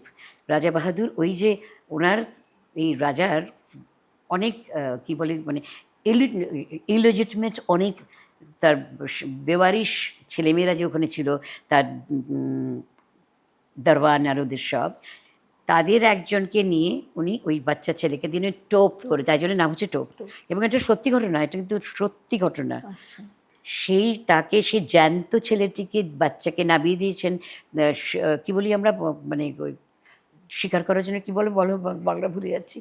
তো যাই হোক, সেইটা দিয়ে কপিকল দিয়ে নাবিয়ে বাঘের সামনে, বাঘ সেই রক্তের গন্ধ পেয়ে, মানে একটা মানুষের গন্ধ পেয়ে এসে ঝাঁপিয়ে পড়ে ওইটার মধ্যে দিয়ে। কপিকলটা এমন করে করা ছিল, দেখা যাচ্ছে বাচ্চাটাকে, এবং সেইটা বাঘ যখন থাবা মেরে তাকে যখন মারলো, এবং সেইটা তুলে উনি তখন বাঘ শিকার করছেন, তখনই বাঘটাকে মারলেন। আর সেইটাতে মানে বমি এসে যাওয়ার মতো। আর কত চিঠি পেয়েছে, আর সেই পড়াটা কোথায় পাবে, সে গলা কোথায় শুনবে, সেই পাংচুয়েশন কোথায়, সেই ভাব কোথায়, সেই অ্যাক্টিং, এগুলো তো 1 in a million হয়। আমি তো তাদের সাথে দেখেছি, তাদের সাথে কাজ করেছি, এটা আমার সৌভাগ্য। সেটাকে বলে গল্পনাট্য। আর অডিও বুক তুমি যেটা বলছো, সেটা হচ্ছে একটা গল্প আমি একাই সবটা করছি, সেটা হয়, সেটা তো খুবই চালু, বিদেশেও চালু, সব জায়গাতেই চালু, গল্পনাট্যও অনেক চালু। যার জন্যে বিকাশ তো তখন আমাদের ওখানে যখন এত অ্যাক্টিং করছেন ওখানে, উনি তখন এই বাটার জন্যে আমরা করেছিলাম গল্পনাট্য আর একটা। উনি তখন বললেন একদিন যে আমি শেষের কবিতা স্টেজের জন্য করছি। উনি কিন্তু ওই আর একটা শব্দ যেটা আমার একদম পছন্দ না, আমি এখনও সেটা নিয়ে ঝগড়া করতে পারি, সেটা হচ্ছে শ্রুতি নাটক। কারণ এটা স্টেজে কোনোদিন শ্রুতি নাটক হয় না, একটা অদ্ভুত, জানি না কেন বলে সবাই। তো যাই হোক, আমার বন্ধুবান্ধবদের সাথে আমি ঝগড়া করি এটা নিয়ে। তো উনি কিন্তু নাম দিয়েছিলেন আবৃত্তি ও পাঠ। উনিও কিন্তু শ্রুতি নাটক বলেননি। একদিন এসে বললেন তুই কেটি করবি, সেটাও আর একটা বাবা। যাই হোক গে, তো সেই কারণেই গল্পনাট্যটা আলাদা, এটা আলাদা একেবারে আমার কাছে এখনো পর্যন্ত তাই। এখন দিদি যেটা মানে রেডিওতে গৌতম চক্রবর্তীকে নিয়ে মানুষের কিন্তু এখনো অনেক আগ্রহ, এখনো হ্যাঁ, মানুষ খুব জানতে চায় যে ওনার সম্পর্কে। কি জানতে, চলে গেল খুব তাড়াতাড়ি চলে গেলেন, এবং মানে যতটা ওনার সফল হওয়ার কথা ছিল হয়তো ততটা হলেন না, বা না কি করে হবে, ও তো সময় কোথায় ছিল, আর ও তো এত তাড়াতাড়ি চলে গেল। নিশ্চয় না, আমি বলবো যে জন অরণ্যর পরে আমরা কিন্তু খুব আশা করেছিলাম যে গৌতম অনেকটা যাবে। মুনমুন সেনের সঙ্গেও তো একটা ছবি করেছেন এখন আর এত আমার মনে নেই কী ছবি করেছিল, কিন্তু ওর অনেকটা দূর যাওয়া উচিত ছিল। ও তো উত্তম কুমার ছিল স্টেজের, মানে রেডিও, আর উত্তম কুমার আর অমিতাভ বচ্চন ছিল ওর ফেভারিট। আমি আবার অমিতাভ বচ্চনের অন্ধ নই একেবারেই, উত্তম কুমারের ভীষণ, আমিও ভীষণ করে। আমি অমিতাভের এত, উত্তম কুমারকে নিয়ে কোনো স্মৃতি আছে দিদি আপনার? হ্যাঁ ভীষণ আছে উত্তমদার কাছে। সে তখন আমরা প্রথম নিহারঞ্জন গুপ্তের P3 জন্য, রহস্য সিরিজের জন্য কালো ভ্রমর করব। তো কালো ভ্রমণ মানেই কিরিটি সুব্রত, সেটা পড়ে বড় হয়েছি। আমাদের কল্পনায় কিরিটি রায় আছে, সেই কল্পনার কিরিটি রায় যেহেতু দেখতে ওই রেডিওতে না দেখতে পাওয়ার মতো, যে এই যে মিস্ট্রিটা সে কেমন দেখতে, একটা ছবি কিন্তু আছেই আমাদের, সেটা হয়তো কোনান ডয়েল পড়ে হয়েছে জানি না, সেই শার্লক হোমস, উনি তো সেটা থেকে অনুপ্রাণিত হয়েই লিখেছিলেন। যাই হোক, আমার তখন মনে হয়েছিল যে সবাই এক্সপেক্ট করেছিল যে গৌতম চক্রবর্তীকে দিয়ে আমি কিরিটি করাবো, কিন্তু আমি বলেছিলাম না, এটা আমি তো সবাইকে ঠিক করতাম যে কে কী করতে পারবে, এটা নয় যে করতে পারতো না, একেবারেই না। গৌতমের গলা এত পপুলার ছিল, আর কিরিটি রায় একটা এমন একটা চরিত্র যাকে আমরা কল্পনায় রেখেছি, সেই কল্পনা তো তার থাকবে না যদি গৌতমকে সবাই দেখতে পাবে যে গৌতম করছে। তো আমি তো সেটা করতে পারবো না, আমি করব না। তো গৌতম সুব্রত হয়েছিল, তখন আমি বুড়োদা এইসব আলোচনা হচ্ছে, বুড়োদা মানে তরুণ কুমার, আলোচনা করতে আমি একদিন বললাম জানো তো আমার খুব ইচ্ছে, বুড়োদা আমার না খুব ইচ্ছা, যদি তোমার দাদা, আমার খুব ইচ্ছে উত্তম কুমার যদি কিরিটি রায় করে, কেন কেউ এক্সপেক্টই করবে না তো সেটা, যে উত্তম কুমার কিরিটে আয়, বললো চলে যা দাদার কাছে। ও আমাকে পাগল বলে ডাকতো, পাগল ঝড় এসব বলতো ওকে আমাকে, আমিও রুমই ছিলাম তো। তাই বললাম, তারপরে ও তো বলবে, তো বললো কী করবে, তুই জানা দাদার কাছে, একবার চলে যা তোরা, তুই আর সিবি চলে যাবি, সিবি মানে কারণ বস। তো আমি আর সিবি একদিন চলে গেলাম, তো উনি শুনে যে আমি কিরিটে আয় করতে চাই, উনি ভীষণ ভীষণ খুশি হলেন, মানে হ্যাঁ উনি খুব হয়ে টয়ে, তারপরে যখন শুনলেন যেটা রেডিও, উনি একেবারে রেডিও, ওনার একটা ভীতি ছিল, মাইক্রোফোনে অ্যাক্টিং, মানে যার জন্যে ওনাকে যখন বলা হয়েছিল যে মহালয়া। মহালয়ার, সত্যি সত্যি এটা তো মানে জোর করেই ওনাকে করানো হয়েছিল, উনি কিন্তু করতে চাননি। তো ওর মানে অসম্ভব, তুমি বুড়োকে নাও, আমরা বুড়োটা তো করছেই, আমি তো আপনাকে চাই। তো বললো শ্রাবন্তী তুমি আমাকে এটা ছাড়ো, আমি সত্যি মাইক্রোফোনে ওরা যেভাবে কাজ করে আমি তো পারবোই না হাতে স্ক্রিপ্ট নিয়ে ওরকম করে পড়ে সামনে। তো সেই স্মৃতিতে তো ভীষণ, তখন আমি ভাবলাম তাহলে আমি কি করব, আমার তো একটা এমন গলা চাই যে গলা কেউ সহজে ধরতে পারবে না। তখন আমি ফোন করলাম দীপঙ্করকে, দীপঙ্কর দে। ও তো শুনে সেই একই, ও রেডিও করতো না তখন। আমি বললাম আপনি আমি পারবো না শ্রাবন্তী, আমি বললাম পারবেন আপনি, আমি বলছি আপনাকে, আমি আপনাকে পারাবো, আপনি এটা করুন। সেই ওকে দিয়ে জোর করেই করেছে, কিন্তু খুব ভালো করেছিল। আর প্রথমে কেউ কিন্তু ধরতেও পারেনি, কেন আমার তো নাম বলতাম, দীপঙ্কর করেছিল কিরিটি, আর গৌতম করেছিল সুব্রত। সেই স্মৃতি আছে। তারপরে আমি উত্তমদার সাথে আমার অনেকই তারপরে সেই যখন কলকাতায় 78-এ বন্যা হয়েছিল যখন, তখন তো এইচএমভি থেকে তো একটা বন্যা ত্রাণের জন্য বিশাল অনুষ্ঠান, ইডেন গার্ডেন, মানে আমাদের ওই ইডেন গার্ডেন্সে না নেতাজিতে, না ওখানে হয়েছিল। তখন উত্তমদা আর এদিকে কাজী ওনার সেদিন খুব জ্বর ছিল আমার মনে আছে। উত্তম কুমার থেকে এমন কেউ ছিলেন না গানের এবং ফিল্মের যারা ওখানে উপস্থিত ছিলেন না। আর অবশ্যই স্টেডিয়াম ফুল, কী অসাধারণ সেই দিনের সেই রাতটা, আজও মনে আছে। সানিদা মানে কাজী সব্যসাচীর সেদিন ভীষণ জ্বর ছিল, আর ও তো ভীষণ ছটফটে ছিলেন, খালি পায়চারি করছে আর মাথার চুলের বড় বড় চুলে। তো ও আমাকে সাবু বলে ডাকতো। যখন স্টেজে উঠলেন বিদ্রোহী, মানে তাই ভাবি এখন তো কতজন বিদ্রোহী করে, এই করে ওই করে, আমার তো ওর পরে আর আমার কোনো রেজিস্ট্রেশন শুনতেই ইচ্ছে করে না, আমার আর ইচ্ছেই করে না আমার আর, মানে শুধু গলার জন্যে নয়, ওই বলা ওই উচ্চারণ সব তো শিখেছি ওর কাছে কাজ করে। আজও ভুলবো না সেই রাতটা, প্রত্যেকে সন্ধ্যা দিতে আরম্ভ করে সবাই গিয়েছিলেন, হেমন্ত তার সাথে, মানে সবাই, কে ছিল না সেটা তুমি, তার সাথে আমিও ছিলাম তার সাথে। তো আমরা সবাই ছিলাম, সেটা আর একটা। উত্তমদা সব স্টেজে বলছেন এরপরে কী হবে না হবে, উনি তো সারাক্ষণটাই ছিলেন। তো সেই আর একটা উত্তম কুমার। অনেকে বলেন যে উনি খুব একটা জনগণের সামনে কথা বলতে পারতেন না, এটা ঠিক? না না, আমি আমার সাথে তো পেয়েছি, আমি বলতে না, পারবো না। মানে মানে পাবলিকের কেন সামনে বা, আমার তো সেটা কখনো কিন্তু মনে হয় না। মানে উনি উত্তমদা বেশি এত ট্যালেন্টেড ছিলেন, যেরকম গান গাইতেন তেমনি গানের সুর দিয়েছেন, অ্যাক্টিং তো ছেড়েই দাও। আজ পর্যন্ত ওরকম, মানে সুচিত্রা সেনের অভিনয় যদি একটু কমতিও থাকতো, কিন্তু উত্তম কুমার সুচিত্রা সেন জুটি আমি তো আজও দেখিনি।